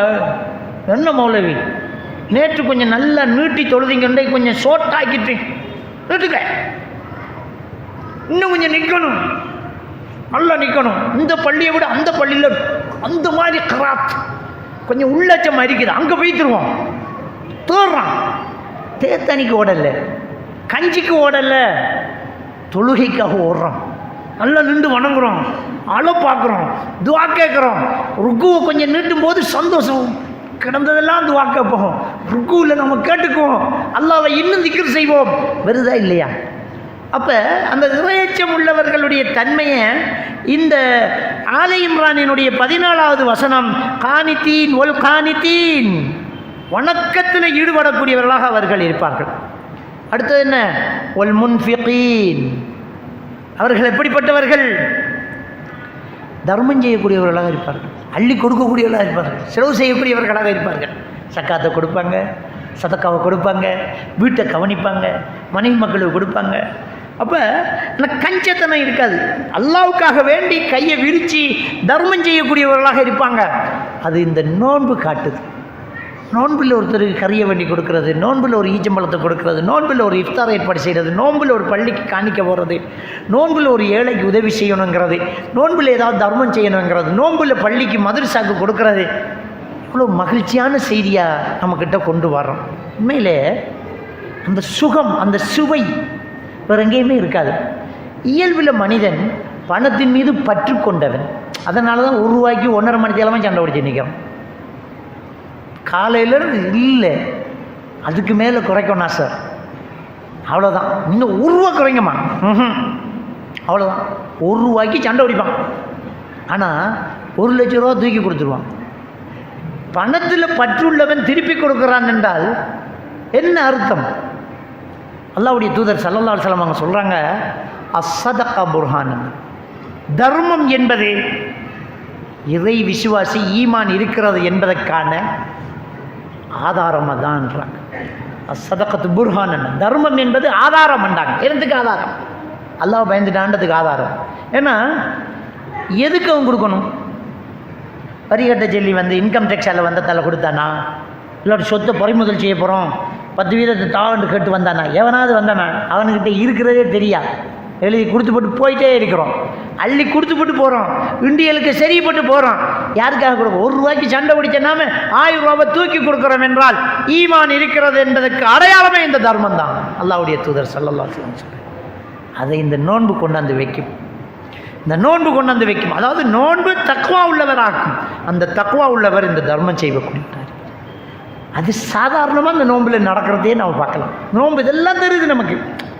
நோம்புன்னா அப்படியே இன்னும் சகர் செய்கிறது, இஃப்தார் செய்கிறது மட்டும் இல்லை, இந்த பண்பெல்லாம் அப்படியே கொண்டு வந்து வச்சிரும். பழகிட்டா ஒல் முன்ஃபிகீன், அந்த இறையச்சம் உள்ளவங்க எப்படி இருப்பாங்க? அவங்க தர்மம் செய்யக்கூடியவர்களாக இருப்பாங்க. அடுத்தது என்ன? ஒல் முஸ்தக்ஃபிரீன பில் அஸ்ஹார், சஹர் நேரங்களில். எப்படி சொல்கிறாங்களா அந்த இறையச்சம் உள்ளவங்க எப்படிப்பட்டவங்க? சஹர் நேரங்களில் பாவ மன்னிப்பு தேடக்கூடியவர்களாக அவர்கள் இருப்பார்கள். இப்போ நோன்பு வந்தால் தான் நமக்கு சஹர் என்ற சொல்லு பாடம். அல்லாஹ் குர்ஆன்ல எல்லா நாளும் இந்த சஹர் இருக்கின்றான். பில் அஸ்ஹார் என்றால் என்ன? இரவின் கடைசி பகுதிகளில் எழும்பி தஹஜ்ஜத் தொழுவோம். மற்ற நாளையில் நோன்பு காலங்களில் சஹருக்கு சாப்பிட்றதுக்கு எழும்புறதோட ஒரு என்ன நம்ம வித்துரை வச்சுக்கிட்டு தொழுவோம், அல்லது துவா செய்வோம், அல்லாஹ் கிட்ட கேட்போம். அல்லாஹ் தஆலா இந்த இறையச்சம் உள்ளவர்களுடைய தன்மையை சொல்லும்போது இந்த விஷயத்தை சொல்கிறான். வல் முஸ்தக்ஃபிரீன பில் அஸ்ஹார், சஹர் நேரங்களில் அவர்கள் அல்லாஹ்விடம் மன்னிப்பு கேட்கக்கூடியவர்களாக இருப்பார்கள். இதுக்கு வேறு மனசு வரும். அல்லாஹ் கிட்ட மன்னிப்பு கேட்குறதுக்கு, அல்லாஹ் மன்னிச்சுக்கையா அல்லாஹ் அப்படி என்று கேட்கணும். அப்போ பாருங்கள், இந்த வசனத்தில் தொடக்கமும் அல்லாஹ் கிட்ட மன்னிப்பு கேட்குறதெல்லாம் வந்துச்சு. இறையச்சம் உள்ளவர்கள் எப்படிப்பட்டவங்க? அல்லதீன யகூலூன ரப்பனா இன்னனா ஆமன்னா ஃபக்ஃபிர் லனா துனூபனா, அதான் மன்னிப்பு. யா நான் உன்னை ஈமான் கொண்டேன், யா அல்லாஹ் ஈமான் கொண்டுட்டோம், எங்களோட பாவங்களை எல்லாம் மன்னிச்சிடு யா அல்லாஹ் என்று துவா கேட்பாங்க. தக்வாசாரிகள் துவா கேட்பாங்க. வக்கீனா அதாபன்னார், நரகத்திலிருந்து எங்களை காப்பாத்திரி யா அல்லாஹ் என்று துவா கேட்பாங்க. அதுக்கு பிறகு பொறுமையை பற்றி சொல்கிறான். அதுக்கு பிறகு உண்மையை பற்றி சொல்கிறான், உண்மையாளர்களாக இருப்பாங்கங்கிறான். அதுக்கு பிறகு வணக்கத்தில் நிற்பாங்க, வணக்கத்தை தொடர்ந்து செய்வாங்கங்கிறான். அதுக்கு பிறகு அல்லாஹ் தஆலா தர்மம் செய்வாங்கங்கிறான். அதுக்கு பிறகு திரும்பவும் மறுபடி அவங்க சஹர் நேரங்களில் அல்லாஹ்விடம் மன்னிப்பு கேட்பாங்க. மொத்தமாகவே எப்போவுமே ரப்பனா ஆமன்னா ஃபக்ஃபிர் லனா துனூபனா வகீனா அஸாபன்னார் சொல்லுவாங்க. குறிப்பாக சஹர் நேரத்தில் அல்லாஹ் கிட்ட மன்னிப்பு கேட்டுக்குவாங்க. அப்படிங்கிற விஷயத்தை ஆல இம்ரானினுடைய இந்த வசனம் என்ன செய்து சொல்லி காட்டுறதை நாங்கள் பார்க்கலாம். இப்போ நாம் அது ஆல இம்ரானுடைய 15, 16, 14வது வசனத்தை பார்த்தோம். இப்போ அப்படியே திரும்பி வருவோம். ஆல இம்ரானினுடைய 133வது வசனம் பார்த்தோம் இல்லை?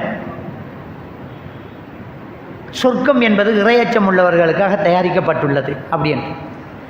இதே விஷயத்தை தான் இங்கே அல்லாஹ் வேறு மாதிரி சொல்கிறான். என்ன சொல்கிறான்னு சொன்னால், அவங்க எப்படிப்பட்டவர்கள், அந்த சொர்க்கவாதிகள் எப்படிப்பட்டவர்கள் என்று சொன்னால், அல்லதீன யுன்ஃபிகூன ஃபிஸ்ஸர்ராஇ வத்தர்ரா, அந்த இறையச்சம் உள்ளவர்கள், அந்த சொர்க்கவாதிகள், அந்த சொர்க்கம் யாருக்கு தான்? உஇத்தத்தில் முத்தகீன், இறையச்சம் உள்ளவர்களுக்காகத்தான் இந்த சொர்க்கம் என்ன செய்யப்பட்டீங்க?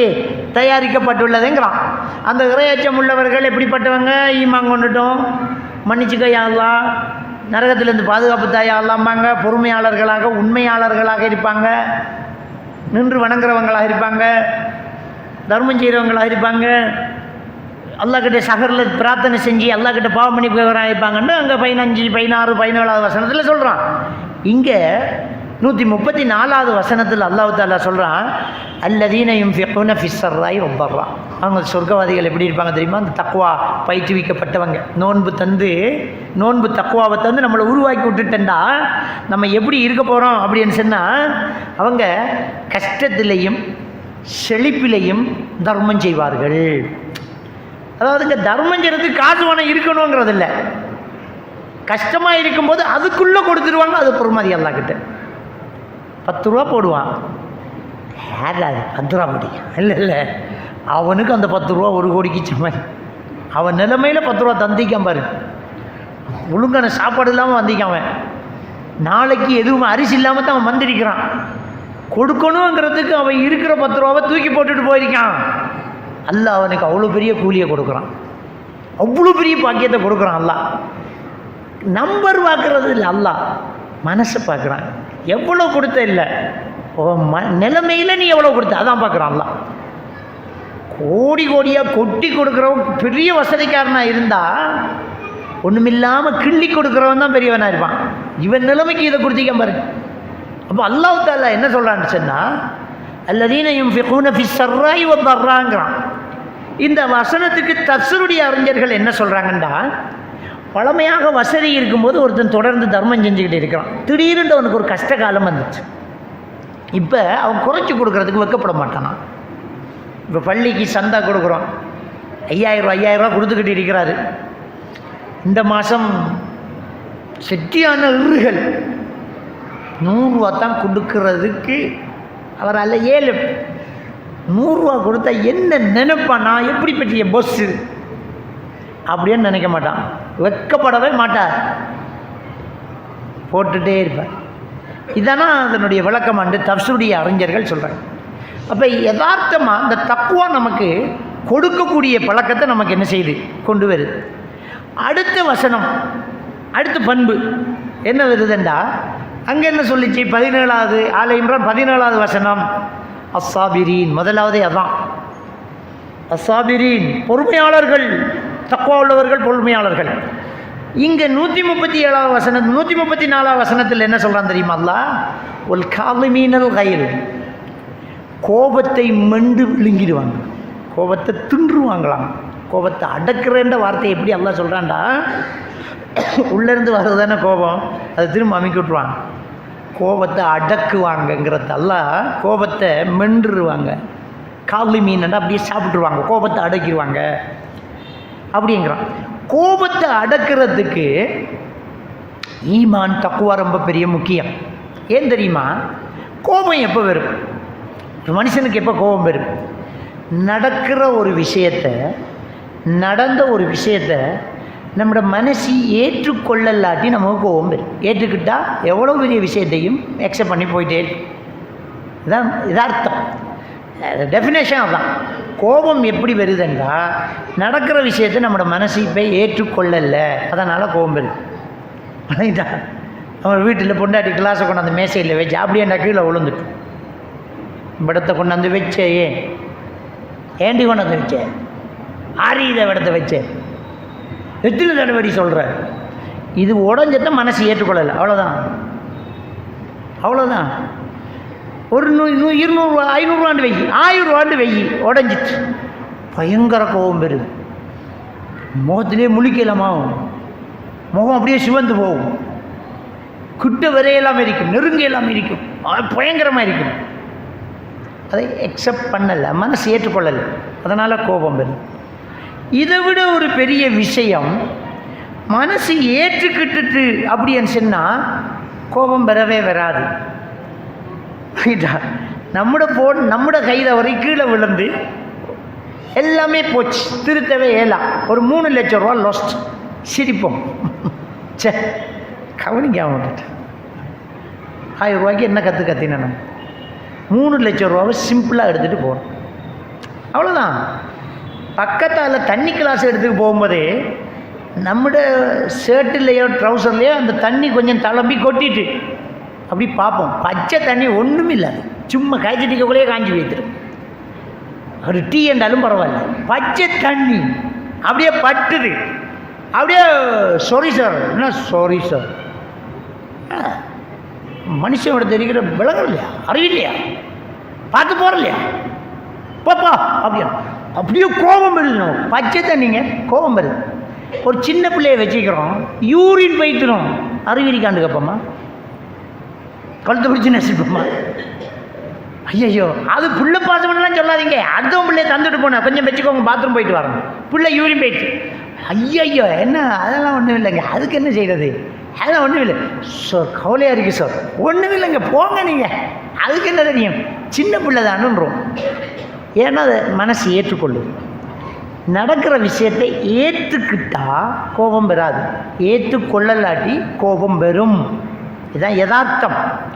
அப்போ இறையச்சம் உள்ளவர்கள், அல்லாவை பயந்து நடப்பவர்கள் கோபப்பட மாட்டாங்க. ஏன் கோபப்பட மாட்டாங்க தெரியுமா? அல்லாவை தானே நான் பயப்பட்டேன், நான் அல்லாவை தானே பயப்பட்டேன். சரி, அல்லாவுடைய அந்த பயம் எப்படி இருக்கும்டா, அல்லாஹ் எதை முடிவெடுக்கானோ அதையும் ஏற்றுக்கொள்ளணும். அதான் அல்லாட பயம். அல்லாஹ் முடிவெடுத்ததை நான் ஏற்றுக்கொள்ளலாட்டின்னா அல்லாவோட சண்டை. பாப்பா செஞ்சதை புள்ள எதுக்குன்னுண்டா, நான் பாப்பாவை எதுக்கல, இவடத்தால் என்னத்துக்கு மதில் கட்டுனேன்டா, டேய் நான் தான் கட்ட சொன்னேன், நீ அதை போலன்னா நீ எனக்கு செருப்பால் அடிச்ச மாட்டானடான்னு பாப்பா சொல்லுவானா இல்லையா? யதார்த்தம் தானே. நாட்டில் உலகத்தில் நமக்குள்ள வெளியில் நடக்கிறது எல்லாமே அல்லாவுடைய எழுத்துங்கிறத அல்லாஹ் சூரா ஹதீத் 22வது வசனத்தில் சொல்கிறான். மா அஸாப மின் முஸீபத்தின் ஃபில் அர்லி வலா ஃபீ அன்ஃபுஸிக்கும், உங்களையும் இந்த உலகத்திலேயும் நடக்கிற ஒவ்வொன்றும் இல்லா ஃபீ கிதாபி மின் கப்லிய நபுராக, உங்களை எல்லாம் படைக்கிறதுக்கு முன்னாடி நம்ம எழுதிட்டோங்க. அல்லாட எழுத்து தானே நடக்குது. அதுக்கு கோவப்பட்டா ஏன் அப்படியேண்டா என்ன அர்த்தம்? அல்லாஹ் அப்படி ஏன் எழுதணும்னு அர்த்தம். அல்லாஹ் எழுத்தா அல்லாவை நம்பின தக்குவா சரியா இருக்குமா? ஒமா தஸ்குத்து மின் பரக்கத்தின் இல்லா யாழமஹா, சூரத்துல் அன்ஆம்ல 59வது வசனத்தில் அல்லாவுடைய அறிவில் இல்லாமல் ஒரு இலை கூட கீழே விழாதுங்கிறான். அப்போ இதெல்லாம் நடக்குது அல்லாவுடைய ஏற்பாடு தானே. அப்போ ஒரு தக்குவா உள்ளவருக்கு பொறுமை வந்துடணும். நடந்துட்டு அல்லாட எழுத்து, அல்லாட நாட்டம், கிளாஸ் முடிஞ்சு போங்க. அப்படி பொறுமையாக அந்த கோபத்தை விழுங்குற. அப்படி தான். எப்படி விழுங்குற? என்ன செய்ய, அல்லாஹ் அப்படி தான் எழுதியிருக்கான், அல்லாஹ் அப்படி தான் நாடி இருக்கான், அல்லாட எழுத்து அதுதான். அது எப்போ வரும் தெரியுமா? இந்த நோன்பு கொண்டு வந்து தரும். ஏன் தெரியுமா? சதா நோம்பில் ஃபுல்லாக அல்லாட நினைப்படானா அமெரிக்கம் என்னென்னும் அல்லாட நினைப்பு தான். சமைக்கக்குள்ள உப்பு பார்க்குறோம், அல்லாஹ் பார்த்திக்கான், நம்ம நோம்பாளி, அல்லாஹ் நோட் பண்ணிட்டிருக்கான், துப்பி போட்டு வாயை கொப்பளிச்சு விட்றோம். எப்படி அந்த செகண்டில் அல்லாட நினைப்படும். உது செய்கிறோம், நாசிக்கு தண்ணி சொல்லுவோம், நான் நோம்பு ஃபுல்லாக எடுக்கக்கூடாது, மெதுவாக. நம்ம குளிக்கிறோம், நோம்பு.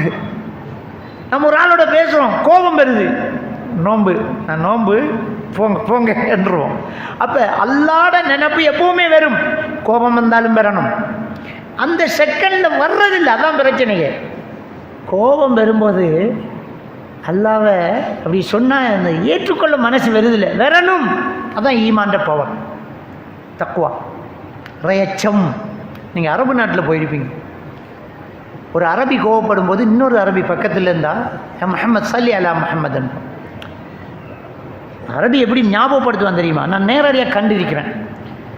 ஒரு கோபம் வருது ஒரு அரபிக்கு, அந்த இடத்துல நாம் இருந்தாலும் கண்ணம் கிழிஞ்சிருக்கும். அவன் கோபம் வந்து அப்படி எழும்புறான், பக்கத்தில் இருக்கிறவன் ஸல்லி அலா நபி கண்டான், ஸல்லி அலா நபி முஹம்மது நபி மீது ஸலவாத்து சொல்ல அப்படின்னா, அவன் கோபத்தை அடக்கிறதுக்கு அந்த ஒரு வார்த்தையை சொல்கிறான், ஸல்லி அலா நபிக்கு. கண்ணை மூடி அப்படியே உட்காந்து அல்லாஹும்ம ஸல்லி அலா முஹம்மது, அப்படியே ஈமானிய நினப்பு வருது, அல்லாஹ் ரசூலுல்லாஹ்ட நினப்பு, ஸலவாத்து சொல்கிறோம், அல்லாஹ்ட ஏற்பாடு, கலா கதிர், பொறுமை ஹலாஸ் போ அப்படின்றோம். அது வாரத்துக்கு ஒரு தக்குவா இருக்கணுங்க, அது வாரத்துக்கு தக்குவா இருக்கணும். அந்த இறை அச்சம் குறைஞ்சா தான் இந்த வார்த்தை சொல்லுவான். எந்த வார்த்தை சொல்லுமா? நமக்கு அவனே கோபம் வந்தால் கடவுளே வந்து நின்றாலும் வெட்டி தாண்டுவான். அப்போ அல்லாட அச்சம் அவனுக்கு இருக்கு, அந்த வார்த்தை சொல்கிறான். இந்த வார்த்தை சொல்கிறவனுக்கு அல்லாட அச்சம் இருக்கிறான். அல்லாண்டா நடுங்கணும். அவன் எவ்வளவு பெரிய ஆளாக இருந்தாலும் சரி, அல்லாஹ் அப்படின்னு ஒல்லாஹி நான் நின்றணும். அதுக்கு மேலே இல்லை. அது அந்த நோன்பு தான் தரும். அது அந்த நோன்பு தரணும். அப்போ பாருங்க, அப்போ ஒல் காலுமீனல் கைல், கோபத்தை அப்படியே மெண்டு விழுங்கிடுவாங்க. அப்படின்ற என்ன அர்த்தம் தெரியுமா? அல்லாவை எப்போவுமே பயந்துக்கிட்டே இருக்கான்னு அர்த்தம். அல்லாட எழுத்து தானே நடக்குது, அல்லாட எழுத்து பிரகாரம் தானே இது நடந்திருக்குது. ஹலாஸ் முடிஞ்சு, அவ்வளோ. நம்மகிட்ட இருந்து ஏமாற்றிட்டான், கோடியை சுருட்டான், 1 கோடி ரூபாவை சுருட்டிட்டான்னு வைங்க, ப்ரூஃபே இல்லை, நீ வேண்டிய நீதியை செய்யுங்கிறான். 1 கோடி ரூபாங்க, ரோட்டுக்கு வந்துட்டோம், தரவே தரமாட்டான். என்ன அல்லாஹ் இருக்கிறான், அல்லாஹ் பார்த்துட்டு இருக்கிறான். இதுக்கெல்லாம் தீர்ப்பு தருவான். மறுமையில் இது கிடைக்கும். போட என்னடா இதுக்கெல்லாம் சூசைட் பண்ண மாட்டேன்னா, இதுக்கெல்லாம் சூசைட் பண்ணுவேன்னா? நீ 1 கோடி ரூபா எடுத்தோட நான் சூசைட் பண்ணுறேன், போடா, இதெல்லாம் திரும்பி கிடைக்கும் எனக்கு. ஸ்ரீலங்காவில் ஒரு சிங்கள பகுதியில் 5000 ரூபா காசு ஒரு ஐயா மாற்றிட்டார். கடையில் சாமான் வாங்குறாரு. அவன் 500 ரூபாய்க்கு மிச்சம் கொடுத்திருக்கான். இவர் பார்க்காம போய் பார்த்துட்டாரு, 500 ரூபாய்க்கு தான் மிச்சம், திரும்பி வந்துட்டார். அண்மையில் நடந்த சம்பவம். அந்த கடையில் போய் கேட்குறாரு, தம்பி நீங்கள் 5000 ரூபாய்க்கு சில்லறை, நான் 5000 ரூபா தந்தேன், நீங்கள் 500 ரூபாய்க்கு தான் சில்லறை வந்தேன். கடைக்காரன் சொன்னால் இல்லை, நான் 5000 ரூபாய்க்கு தான் தந்தேன்றான். கெஞ்சி பார்த்தான். அவனுக்கு அந்த 5000 ரூபா ஒரு 15-20 நாளையே செலவுக்கு தேவையானது. சூசைட் பண்ணாங்க. 5000 ரூபாவில் 500 ரூபாய்க்கு மிச்சம் வந்தால் 4500 ரூபா தான் அவனுக்கு லோஸ்ட்டு. சூசைட் பண்ணிட்டான். நம்ம அப்படி செய்வோமா? 5000 கோடி போனாலும் அல்லாஹ் தந்தா எடுத்தான். ஹலாஸ் ஃபைதா இந்தல்லாஹ். அல்லாஹ் கிட்ட கூலி இருக்கு, மறுமையில் சந்திப்போம். எல்லாத்தையும் கொண்டு வந்துருவார் அவர். முடிஞ்சு. 1,00,000 பேர் 1,00,000 பேர் யாழ்ப்பாணத்திலிருந்து 91ஆம் ஆண்டு அகதியாக ஓடி வர்றாங்க. 200 ரூபா காசை மட்டும் கொடுத்துட்டு மற்றதெல்லாம் பிடுங்குறான். காதில் கழுத்துலையும் இல்லை. எல்லோரும் நடுத்தருக்கு வந்துட்டாங்க. போட்ட உடுப்பு, போட்ட செருப்பு, எவனும் சூசைட் பண்ணலை. காரணம் தக்குவா. காரணம் தக்குவா. அல்லாஹ் நம்பியிருக்க, நம்ம அல்லாஹ் தருவான். எல்லோரும் நல்லா தான் இருக்கும். இதை நோன்பு தரும். இந்த நோம்பு கொஞ்சம் இன்னும் அதிகமாக தரும். அப்போ ஒல் காலிமீனல் கைல், கோபத்தை அடக்க தெரியும் இந்த நோன்பாளிகளுக்கு. அந்த நோன்பு பிடிச்சி எடுத்த பயிற்சி மற்ற 11 மாதம் நமக்கு வேலை செய்யும். அந்த அந்த இடம் தான் அந்த நோன்பு. அப்போ மனித உள்ளங்களை பண்படுத்தக்கூடியது நோன்புங்கிற அந்த தலைப்பு எவ்வளவு யதார்த்தமான விஷயம் அப்படிங்கிறத தொடர்ந்து பாருங்கள். அந்த குர்ஆன் வசனத்தில் அல்லாஹ் தஆலா தொடர்ந்து சொல்கிறான், ஒல் காலிமீனல் கைல் ஒல் ஆஃபீன அனின் நாஸ். அவங்க எப்படிப்பட்டவங்க? கோபத்தை மட்டும் அடக்கிறது இல்லை. கோபம் ஏன் வருது? அடுத்து வஞ்சர் அநியாயத்தாலன்னா கோபம் வருது. ஒல் ஆஃபீன அனின் நாஸ், மனிதர்களை அப்படியே மன்னிச்சு விட்டுருவாங்க. இப்போ இது வரும், இது வரணும். அப்படியே வச்சுக்கிட்டு பார்த்துக்கிருந்து பாஞ்சு குரல் வலையை அப்படியே கடிக்கிறது இல்லை. மன்னிச்சிட்டேன் போ, ஹலாஸ். இதை செய்வாங்க, மன்னிப்பாங்க. எவ்வளோ பெரிய அநியாயம் செஞ்சவனையும் மன்னிச்சு விட்டுருவாங்க. நபிகள் நாயகம் ஸல்லல்லாஹு அலைஹி வஸல்லம் சொல்கிறாங்க, அல் பாதி பிஸ்ஸலாம் பரீ மினல் கிப்ர். சலாம் சொல்லி தொடங்குபவன் பெருமையற்றவன் அப்படிங்கிறாங்க. 2 பேருக்குள்ளே நமக்குள்ள பிரச்சனை. நீயா நானா, அண்ணன் தம்பி தான், சின்னப்பா பெரியப்பாவும் தான், சாச்சா மகனும் தான், பாப்பா மகன் தான், தாத்தாவும் தான், தம்பியும் தான். பிழை ஒன்றும் இல்லை, பிழை ஒன்றும் இல்லை. நீ தான் இப்படி கதைச்ச, நீ தான் இப்படி சொத்தை சுருட்டினே. அவள் வரட்டும், நமக்கு கோபம் இல்லை. அவள் வந்தா இனி நாம் போடுறாங்க. இஸ்லாம் அப்படி சொல்லலை.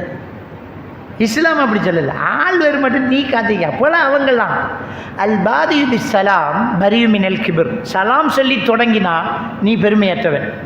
ஏன் நீ போக மாட்டேங்கிற என்றால், நான் என்கிற ஒன்று வந்துட்டு, நான் என்ற ஒன்று வந்து, நான் என்கிற ஒன்று அழியணும் நமக்குள்ள. நான் என்கிற ஒன்று அழியணும் நமக்குள்ள. நான் யாருப்பா? நான் அல்லாட ஒரு அடியான், என்னில் ஒன்றுமே இல்லை என்ற ஒரு நரம்பு சுளுக்கினா என்ன எல்லாரும் தூக்கணும். நாம் ஆக்களை மதிக்கிறல்ல, வியலுக்கிட்ட எல்லாம் நான் போய் கை கொடுக்குறா, வியலுக்கிட்ட எல்லாம் குந்திக்கிட்டு இருந்து கழிச்சிட்டிக்கிறா. வியல் ஆறு ஆக்கள் இது எங்கேருந்து வந்தேன்னு சொல்கிறோமே, ஒரு நேரம் வரும் அவங்கெல்லாம் தேவைப்படும். இப்போ நம்மளை தூக்குறதுக்கு அவன் தான் பெறணும். இப்போ நமக்கு கையிருக்கும், கழுவ இயலாது. பார்த்துக்கிட்டு இருப்போம். தம்பி ஓட்டி கழுவுவான், காக்கா கழுவி விடுவான், மகன் கழுவி விடுவான். எந்த மகனை இந்த முகத்திலே மையத்துக்கும் வராதன்னு விரட்டி விட்டோமோ அந்த மகன் தான் இப்போ நமக்கு பெண்டஸ் மாற்றுவான். அவன் தான் நம்மளை தூக்கி காவை காத்துட்டு இருப்பான், கொசு விரசிக்கிட்டு இருப்பான், விரசிக்கிட்டு இருப்பான். நான் என்பது அழியணும், ஒன்றும் கிடையாது. நான் அல்லாத அடியான், எனக்கு மனுஷன் தேவைங்கிற மனசு வரணும். அப்போ சலாம் சொல்லி தொடங்கலாம். அவன் தான் பிள்ளை செஞ்சுட்டு போகட்டும். நம்மட ரத்த உறவு, நம்மட நானா தானே. அஸ்ஸலாமு அலைக்கும் காக்கா, என்னக்கா செய்தி, மன்னிச்சுக்காக்கா, என்ன மன்னிச்சுக்காக்காண்டா. அவனுக்கு மனசை உறுத்தும். நம்ம தான் கதைச்சது நமக்கு தெரியுது. அவனே மன்னிப்பான், இல்லைடா ஒன்றுமில்லடா அப்படியா. அவன் ரெஸ்பெக்ட் அவன் விட்டு கொடுக்காம இருக்கிறதே நமக்கு ஒரு பெருமையாக தெரியும். நம்மட நானா தானே, அவன் ஏன் இறங்கணும், நாம் இறங்குவோமே. அஸ்ஸலாமு அலைக்கும், என்னக்கா என்ன செய்தி, வீட்டு சாப்பாட்டுக்கு வாங்காக்கா, செய்ய முடியும் என்ன இருக்கு. அப்போ ஆஃபீனா அனின் நாஸ், அடுத்தவர்களை மனிதர்களை மன்னிக்கக்கூடியவர்களாக இருப்பார்கள் அந்த இறையச்சம் உள்ளவர்கள். அந்த இறையச்சத்தை தான் நோன்பு தரப்போகுது. அந்த நோன்பு தரும் மன்னிக்க வைக்கும். இந்த நோன்பு எப்பேற்பட்ட குற்றவாளிகளை மன்னிக்க வைக்கும். போகுது வா வா அப்படின்றோம், அது ஹலால் எடு அப்படின்றோம். சில கடன்களை தள்ளுபடி செய்கிறோமே நோன்பு வந்தால், விட்டுருவோம் பாவம், சரி ஹலால் அப்படின்றோம். இது வெறும் வல்ஆஃபீன அனின் நாஸ். இதை சொல்லிட்டு அல்லாஹ் தஆலா சொன்னான், வல்லாஹு யுஹிப்புல் முஹ்சினீன், இப்பேற்பட்ட நல்ல காரியங்களை செய்பவர்களை அல்லாஹ் விரும்புகிறான் என்று சொல்லிட்டு தக்வாவுக்குரிய அடையாளங்கள் இன்னும் சொல்லிக்கிட்டு வரான். அடுத்தது என்ன தெரியுமா, வல்லதீன இதா ஃபஅலு ஃபாஹிஷத்தன் அவ் ஸலமு அன்ஃபுஸஹும். இந்த தக்வா வந்தவன் எப்படிப்பட்டவனாக இருப்பான்னு சொன்னால், அவன் ஒரு மானக்கேடான ஒரு பாவத்தை செய்தால் அல்லது ஒரு பாவம் சாதாரண சின்ன பாவங்களை செஞ்சிட்டான் அப்படின்னு சொன்னால் தக்கருல்லா, அல்லாவை நினச்சிக்குவான். அல்லா பார்த்துட்டீங்க, அல்லாவோட நினைப்பு வந்துடும். விளங்கிட்டா, வஸ்தக்ஃபிரு லிதுனூபிஹிம், உடனே பாவத்துக்கு அல்லா கிட்ட மன்னிப்பு கேட்டுருவான். யா அல்லாஹ் குடிச்சிட்டேன், யா அல்லாஹ் சிகரெட் குடிச்சிட்டேன், யா அல்லாஹ் மன்னிச்சுக்க யா அல்லாஹ், மன்னிப்பு கேட்டுருவான். பாவம் செஞ்சால், மானக்கேடான விடயத்தை செஞ்சால் அல்லாட நினைப்பு வந்துடும் இறையச்சம் உள்ளவனுக்கு. இப்போ பாவமே செய்யாமல் இருக்கிறது இல்லை. மனுஷன்டா பாவம் செய்வான் தான். பாவம் செய்கிறாக்களை எட்டி வச்சுட்டு போய்த்திடக்கூடாது. பாவத்தை வெறு, பாவியை விரும்பு. ஆங்கிலத்தில் ஒரு பழமொழி சொல்லுவாங்க, லவ் சின்னர் ஹேக் சின்னு சொல்லுவாங்க. பாவியை விரும்பு, பாவத்தை வெறு. பாவியை விரும்பினா தானே அவன்கிட்ட போய் தவா பண்ண முடியும். சாராயம் குடிக்கிறவன்கிட்ட போய் ஏன்பா குடிக்கிற, இதெல்லாம் விட்டுடுப்பா, உடம்புக்கு கேடு, அல்லாஹ் ரசூலுல்லாஹ் சொல்லியிருக்காங்க, தவறு, நீ என்னோட வா, இங்கே வா அப்படின்னு நம்ம பேசுகிறோன்னா அவன்கிட்ட இறக்கப்பட்ட தானே பேச முடியும். சனியனே அப்படின்னு சொன்னால் நல்லா குடிச்சு சாவிடான்னு தானே சொல்லுவோம். அப்போ ஒரு தாவா பண்ணுறதுக்கு ஒரு ஆளை நேசிக்கணும், பச்சை துரோகியை நேசிக்கணும். அவன் பச்சை கபூர் வணங்கியா இருப்பான், வெட்டினாலும் பச்சை ரத்தம் தான் விரும்பும்பான். அவனை விரும்பணும், அவன் ஆசைப்பான், அவன் இங்கே வரணும்னு ஆசைப்படணும். அவன் அல்லாஹ் கிட்ட மட்டும் துவா கேட்கிறவனா மாறணும் என்று ஆசைப்படணும். அப்போ அவனை விரும்பணும், அவன் செய்த பாவத்தை வெறுக்கணும். அப்போ இவங்க எப்படிப்பட்டவங்களா இருப்பாங்க அப்படின்னு சொன்னால், பாவம் செய்யலாம் மனுஷன்தான், ஆனால் தொடர்ந்து செய்ய மாட்டாங்க. பாவம் செஞ்சால் மனசை உறுத்தணும் அவங்களுக்கு. அவங்க பாவம் செஞ்சால் அவ்வளவு அம்புசம் மானக்கேடான விடயத்தை செய்தால் அல்லது பாவம் செய்தால் தக்கருல்லா, அவங்க அல்லாஹ்வை நினைத்துக் கொள்வார்கள். ஃபஸ்தக்ஃபிரு லிதுனூபிஹிம், அவர்களுடைய பாவங்களுக்காக அல்லாஹ்விடம் மன்னிப்பு கேட்டுக்கொள்வார்கள். அப்படி சொல்லிட்டு அல்லாஹ் விலாவாரியா சின்ன குழந்தை பிள்ளைக்கு சொல்கிற மாதிரி, கிளி பிள்ளைக்கு சொல்கிற மாதிரி இன்னொரு விஷயத்தை சொல்கிறான். ஒமை யக்ஃபிரு துனூப இல்லல்லாஹ், அல்லாஹ்வை தவிர வேறு யார் இருக்கா பாவத்தை மன்னிக்க? அல்லாஹ்கிட்ட தான் கேட்கணும். மகான்கள்ட்ட ஓடி போய் கேட்குறதா? பாவத்தை செஞ்சு போட்டு எடுக்கிற வட்டியெல்லாம் எடுத்து விற்கிற தூளெல்லாம் விற்று போட்டு கபூர் அடியை போய் நின்றுக்கிட்டு ஷேக் நாயகம் அவங்களே இப்படி ஒரு விஷயம் நடந்துட்டு பார்த்து மறுமையில் கவனிச்சுக்கோங்க அப்படின்னு கேட்குறதா? இல்லை. ஏன்னா அப்படி தப்பாக வழங்கிடுவீங்க. அல்லாஹ் என்ன சொல்கிறான்னு சொன்னால் ஃபஸ்தக்ஃபிரூனி துனூபிஹிம்னு சொல்லிட்டு பாவத்துக்கு நீங்கள் மன்னிப்பு கேட்கணும்னு சொல்லிட்டு யாருக்கிட்டேங்கிறத எப்படி சொல்லலாம் தெரியுமா? முதுகுல குத்துற மாதிரி சொல்கிறான். ஒமையாதுபிரு துனூப இல்லல்லா, வேற யாரு? அல்லாவை தவிர வேறு எவன் மன்னிக்க முடியும்? அல்லாஹ் தான் மன்னிப்பான். அவன்கிட்ட போய் கேளு. கபருக்கு படுக்கிறவர் எப்படி மன்னிக்கிறது? அவர் பாவமே எங்கேண்டு கிடக்குது, அவரும் அல்லாஹ்கிட்ட மன்னிப்பு கேட்கணுமே. நீ அல்லாஹ்கிட்ட போய் கேளு அப்படி என்று சொல்லி அல்லாஹ் தஆலா சொல்லிட்டு தொடர்ந்து என்ன சொல்லலாம் தெரியுமா? வலம் யுஸிர்ரு அலா மா ஃபஅலு வஹும் யஅலமுன். அவங்க பாவத்தை செஞ்சு திருந்திட்டாங்கன்னா திரும்ப திரும்ப அந்த தவறை தொடர்ந்து செஞ்சுக்கிட்டு இருக்க மாட்டாங்க அப்படிங்கிறாங்க. திரும்ப திரும்ப அந்த பாவத்தை செஞ்சுக்கிட்டு இருக்க மாட்டாங்க. இவ்வளவுதான் தக்வாசாரிகளுக்கான அடையாளமாக ஆல இம்ரான் 134 135 வசனங்களை சொல்கிற விஷயம். இறையச்சம் உள்ளவர்கள் அவங்களுக்கு தான் சொர்க்கம் தயார், அல்லாஹ்வோட மன்னிப்பு தயார், சொர்க்கம் தயார்.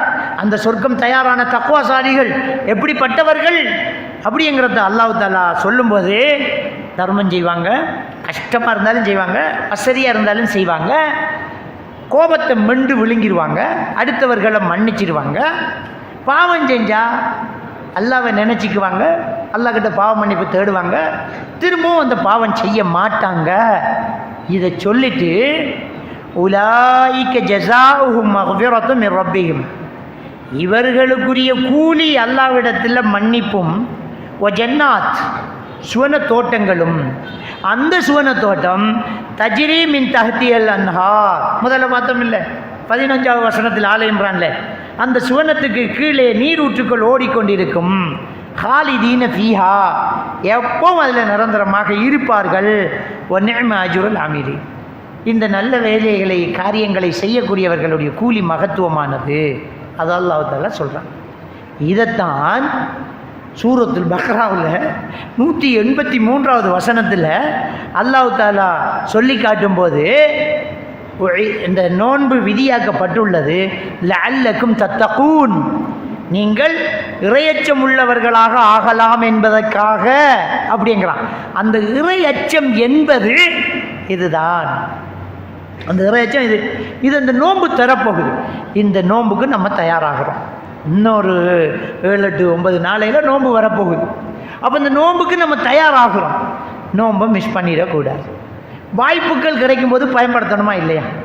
நான் கேட்குறேன், ரமலான் காலத்தில் டெக்ஸ்டைலில் பூட்டி போட்டு நூறலியாக்கு ட்ரிப் போவோமா? நாம் நோன்புக்கு பெருநாள் நெருங்குது, நோம்பாக இருக்கட்டும் ஹஜ்ஜாக இருக்கட்டும், பெருநாள் சீசன், இன்னொரு கிழமையில் பெருநாள், இன்னொரு மாதத்தில் பெருநாள், புடவை கடையை பூட்டி போட்டு டெக்ஸ்டைலில் பூட்டி போட்டு எவனாவது ட்ரிப் போவானா? ட்ரிப் போகிறத விடுங்க, ஊட்ட போக மாட்டேங்கிறான். பொண்டாட்டி ஹோல் எடுக்கா, பிள்ளைக்கு காய்ச்சல் அன்று ஆட்டோ ஒன்று அனுப்புகிறோம், போய் மருந்து எடுத்துகிட்டு வாமா, கொஞ்சம் கடையில் பிஸி தெரியுமில்லை அன்றுவான். சொந்த புள்ள பொண்டாட்டிக்கே வருத்தம் வந்தால் ஆட்டோக்காரன் கூட்டிக்கு போய் மருந்து எடுத்து கொடுப்பான். மாமா போவான், பாப்பா போவான், தம்பியை கூட்டிக்கு போ கொஞ்சம் பொருள், நான் இப்போ ஹோல்ட் பண்ணுறான், அவன் வீட்டான் இருப்பான், நான் போக மாட்டேன். சான்ஸ் இதை பயன்படுத்தணும். இப்படித்தானே நம்ம தயாராகிறோம். வியாபாரத்தை விடுவோமா? இந்த சோட்டிச்சு பொறிச்சு விற்கிறவன் நோன்பு காலம் தூங்குவானா? பின்னரும் அசலுக்கு கடை திறக்கணும், பெட்டிச்சு விற்கணும். இந்த மாதம் உழைக்காட்டி எந்த மாதம் உழைக்குது? ரெடியாயிருக்கோம் இல்லை? அப்போ இந்த மாதம் உழைக்கணும் இருந்தால் அமல் செஞ்சு உழைக்கிறத விடையா பெட்டிச்சு விற்று உழைக்க போகிறோம். நம்ம இந்த அமலில் கிடைக்கிற கூலி தெரியுமா? சும்மா காலத்திலேயே சுபகுக்கு முன்னால் 2 ரக்காத்து சுன்னத் தொழுகிறதுக்கு கூலியை ரசூலுல்லாஹ் சொல்கிறாங்க, கைரும் மினத் துன்யா வமா ஃபீஹா, இந்த உலகத்தில் உள்ள எல்லாத்தையும் விட சிறந்ததுண்டு. அப்போ நோன்பு காலத்தில் மற்ற வணக்கங்கள், நான் குர்ஆன் ஓதுறதை பற்றி சாதிக்கின் மௌலவி உங்கள்கிட்ட அழகாக பேசினார். எவ்வளோ தொடர் குர்ஆனோட எவ்வளோ நெருக்கமாக இருக்கணும். அப்போ இந்த குர்ஆனை ஓதணும். இந்த ரமலான் வந்துச்சு, நம்மளை இறையச்சம் உள்ளவனாக பயிற்றுவிக்கணும். இந்த பொறுமை நம்மக்கிட்ட வரணும், இந்த தர்மம் நம்மக்கிட்ட வரணும், வணக்கத்தில் நின்று வணங்குறது நம்மகிட்ட வரணும், பாவத்தை கையுற பண்பு நம்மகிட்ட வரணும். அதை திரும்பி செய்யாமல் பேணுதலாக இருக்கிற பண்பு நம்மகிட்ட வரணும். அல்லாஹ்கிட்ட துவா கேட்குற அந்த என்ன முஸ்தக்ஃபிரீன பில் அஸ்ஹார், சஹர் நேரங்களில் அல்லாஹ்கிட்ட மன்னிப்பு கேட்குற ஆளாக நான் மாறணும். அப்படி என்கிற ஒன்றை நினச்சி இந்த நோன்பை கடக்கணும். மிஸ் பண்ணிடக்கூடாது, ஒரு நாள் மிஸ் பண்ணக்கூடாது. மற்ற நாளையில் இன்றைக்கு டயர்டாக இருக்கு, இன்றைக்கு விடுவோம், டேய் மற்ற மாதம் படுப்போம், இந்த மாதம் போய் கயாமல்லையில் தொழுவோம், இந்த மாதம் நோன்பை பிடிச்சிடுவோம், விட்டுறக்கூடாது. எந்த அளவுக்கு நிலைமை இருக்குதுண்டா, மெயினில் சில தேத்தனி கடைகள் திறந்திருக்கும். நோன்பு காலத்தில் அவங்க ஒரு பறக்கத்தான வேலை செய்வாங்க. முன்னுக்கு ஒரு பெரிய படங்க தொங்க விட்டுருவாங்க, பெரிய ஒரு சீலையை. என்னையாம் நோம்பா ரோட்டால் போகிறவனுக்கு உள்ளுக்கு ரொட்டி திங்கிற தெரியப்படாதான். உள்ளுக்கு வந்து நம்மட வந்தான் திங்கான்னு வச்சு கொடுத்து உழைக்கிற காசு தக்குமா? இந்த காசி உனக்கு ஹலாலா? நல்லா தெரியுது. இவன் நோம்பை விட்டுட்டு ஹராத்தில் நிற்கானு. இவனுக்கு ரொட்டி வீச்சு கொடுக்குறோமே, நாம் இப்படி உழைக்கணுமா? ஒரு காவிருக்கு, ஒரு முஸ்லீம் அல்லாதவனுக்கு நோன்பு கடமை இல்லை, ரொட்டியை பில்லு, இடியாப்பத்த பில்லு. பிரயாணத்தில் இருக்கிறவனுக்கு பில்லு, பிரயாணத்தில் நோன்பு கடமை இல்லை. ஊரில் இருக்கிறவன் வந்து நல்லா வவுறு முட்டை துண்டு ஏப்ப முட்டு காசி வந்துட்டு போகிறான். அந்த காசி உனக்கு ஹலாலா? இந்த காசு உனக்கு அவ்வளோ பெரிய பொறுமதியா? எதுக்கு எறிஞ்சா என்ன? நம்ம என்ன நினைக்கிறோம்? அப்போது சோத்துக்கு வழி கடை கட்டி எப்படி திங்கிற? இந்த கேள்வி இப்போ கேட்கப்படா. ஏன் தெரியுமா? இந்த கொரோனா வந்து வருஷக்கணக்கில் கடையை பூட்டி போட்டு நல்லா தான் திண்டுக்கு இருந்த ஒருத்தரும் பட்டினி சாவுச்சாகல. அல்லாஹ் உதாரணம் காட்டி விட்டான். நாங்கள் கடை திறக்கணும், வியாபாரம் பண்ணணும். இந்த பாங்குக்கே கடை மூடாமல், தொழுகைக்கு போகாமல் வியாபாரம் பண்ணிக்கிட்டு இருந்தோம். அல்லாஹ் கொரோனாவை கொண்டாந்து பூட்டு. ரோட்டுக்கு போனால் ஆமிக்காரன் அடிப்பான். பூட்டு கடை. ரேஷன் வேலைக்கும் போகாமல், ஓடாய் வேலைக்கும் போகாமல், கடையில் நிற்க போகாமல், வீட்டுக்கையே இருந்து திண்டமே. அல்லாஹ் ரிசுக்கை தந்தானே. அப்போ குர்ஆன் வசனம் விளங்கிச்சு. சூரா ஹூத் 6வது வசனம். ஒமாமின் தாபத்து ஃபில்லர்லி இல்லா அலல்லாஹி ரிசுகா. உலகத்தில் உள்ள உயிர் ஒவ்வொன்றுக்கும் அல்லாஹ் ரிசுக்கு பொறுப்பை எடுத்துட்டானா. குர்ஆன் வசனம் தெரியுது. அப்போ இருக்க முடியுமில்ல. ஒரு மாதம் கொஞ்சம் அட்ஜஸ்ட் பண்ணால் என்ன? இந்த ஒரு மாதம் இந்த ஹராத்தில் வியாபாரம் பண்ணாது. அதை பின்னரை சோட்டிஸா பில்லு நீ. ஆனால் நீ நோன்பு வெயி. நாங்கள் கஞ்சி காய்ச்சுறோம், சோட்டிஸ் சொல்கிறேன். அது நாங்கள் நோன்பு பிடிச்சா கஷ்டம். நோன்பு பிடிச்சா, நோன்பு விட்டா தாண்டா உனக்கு கஷ்டம், நரகத்தில் கிடக்கணும். ஏன் நோன்பு பிடிச்சி செய்ய முடியாது? தியாகம் பண்ண இல்லாதா? அதில் கிடைக்கிற கூலி தெரிஞ்சால் இதில் கிடைக்கிறது அதுக்கும் எவ்வளோ வித்தியாசம் தெரியுமா? அல்லாஹ் தரக்கூடிய வாய்ப்பை மிஸ் பண்ணலாமா? இந்த நோன்பு வந்தால் ஷைத்தான விலங்கில் இருறாங்க. நம்மளோட பொடியனுகளை அவுட்டு விட்டாங்க. நோன்பு இரவெல்லாம் அவனுகளை அட்டகாசம் போடுற. இந்த வாப்பாமார் என்ன செய்கிறாங்கன்னு தெரியும். அல்லாக்காக இந்த மூட்டை பை கீயை கொஞ்சம் பூட்டி எடுத்து உள்ளுக்கு வைங்க தயவுசெய்து. இந்த நோன்பு வந்தால் அது இந்த தராவி முடித்து வெட்டக்கறங்கிற பிள்ளைகளை பார்க்குறதுக்கோ என்னவோ, ஒரு மூட்டை சைக்கிளில் 3 பேர் ஆக்கு. சில காதல் ஸ்டார்ட்டே தராவியில், லவ்கள் ஸ்டார்ட் அங்கே. ஏண்டா அவளுகளையும் உம்மாமார் விட்டுடுவாங்க பள்ளிக்கு குமர் செட்டுகளை. அவ வந்தால் இங்கே உம்மா முன் சப்பில் நின்றுக்கிட்டு நெத்தியை போட்டு தேய்ச்சிக்கு நிற்பா, பின் சப்பில் அவள் காதில் போன தேய்ச்சிக்கு நிற்பா. பொம்பளோட பக்கம் பள்ளி நிர்வாகம் போய் பார்க்க முடியுமா? முடியாது.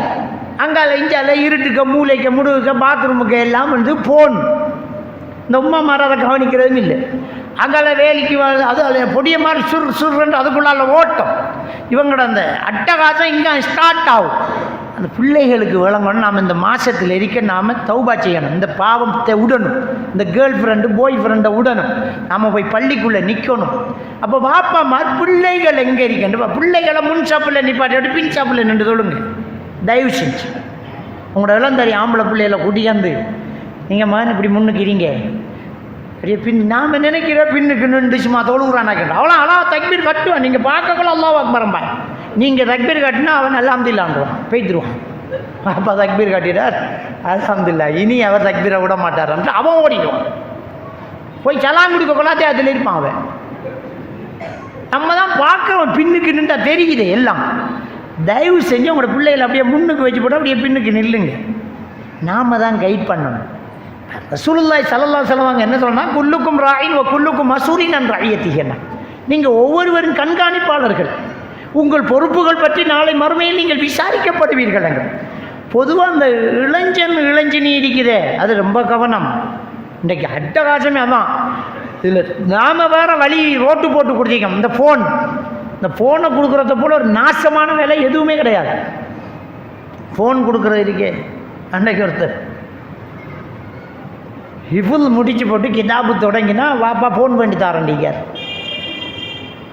அதோட கிதாபை தூக்கி எறிஞ்சிட்டேன். நாம் இதுக்கு அவன் ஹிஃபுல்லே முடிக்காமல் இருந்துச்சு. இப்போ ஊட்டிக்கு வர்றார், ஓத ஒன்றாங்கண்ணா என்னடா ஆண்டு தேடிக்கு வந்தால் ஃபோன் பொக்கெட்டுக்கு என்னாண்டு அது ஹிஃபுல் முடித்தா வேண்டி தாரண்டு சென்ன வாக்கு தந்து நான் ஹிஃபுல் முடிச்சுட்டேன் வேண்டி தந்தேன். நோயையும் தந்து மருந்தையும் தாராதன். இப்போ இந்த ஃபோன் பொக்கெட்டுக்கு இருந்தால் கிதாவை படிப்பாங்க. அவன் ஃபோன்ட நிபந்தனை என்ன, மதரசா லீவில் வந்தால் நீங்கள் ஃபோன் பாவிக்கலாமன்னு. அப்போ அவனுக்கு லீவ் இல்லாட்டேனேவான், லீவ் எடுப்பான். லீவை தொடர்ந்து எடுத்து வந்தான். வகுத்துக்க வலி என்ன தலைக்க இடிக்குதுண்டான், முடங்காலுக்க பிடிக்குதுண்டான். கிடந்த சர்ஜன் எல்லாம் இவரால் சீட்டு கட்டினான். இவரால் முழு சர்ஜனும் சீட்டு கட்டி எக்ஸ்ரே மிஷின் போட்டவன் அவன் கடனை முடித்தான். ஸ்கேன் பண்ணுறவன் அவன் ஸ்கேன் காசை கொடுத்தான். இவரால் பிள்ளை இடத்துக்கு ஓடுறான். கடைசியாக தான் சொல்லியிருக்காங்க டாக்டர்மார், இவருக்கு ஒரு வருத்தமும் இல்லை, இவருக்கு கவுன்சிலிங் கொடுங்க. அதுக்கு போகிறது தான் நம்மகிட்ட ஒன்று அந்த பொக்கோட்டு கம்பு இருக்குது கவுன்சிலிங்.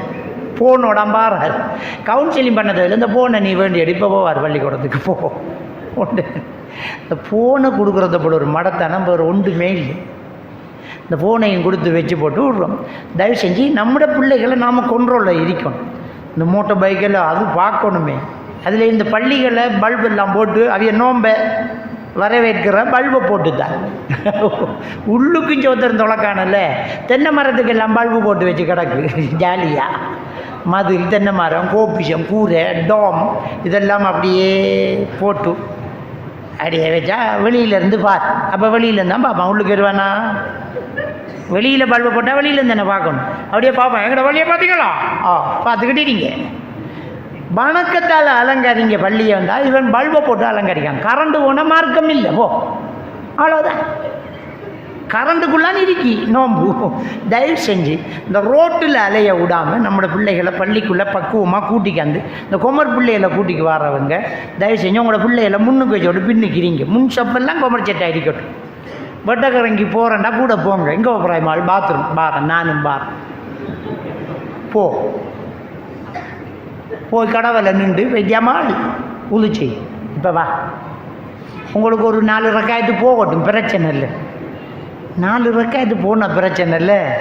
அவள் மொத்தமாக கிளம்பிட்டாள்ன்றா அது பெரிய பிரச்சனை மறுவா. அதை விட போங்க எல்லாரும். நாம் என்ன சொல்கிறேன்டா, என்ற புள்ள சங்கம் நம்புகிறோம். நாம் என்ற புள்ள சங்கம், ஒன்ற புள்ள சங்கம். ஷைத்தான் சங்கம் இல்லை, சங்கம் அவன் கெடுத்து விட்ருவான், அவனை அடிச்சு விட்ருவான். அப்போ நோன்பு வருது.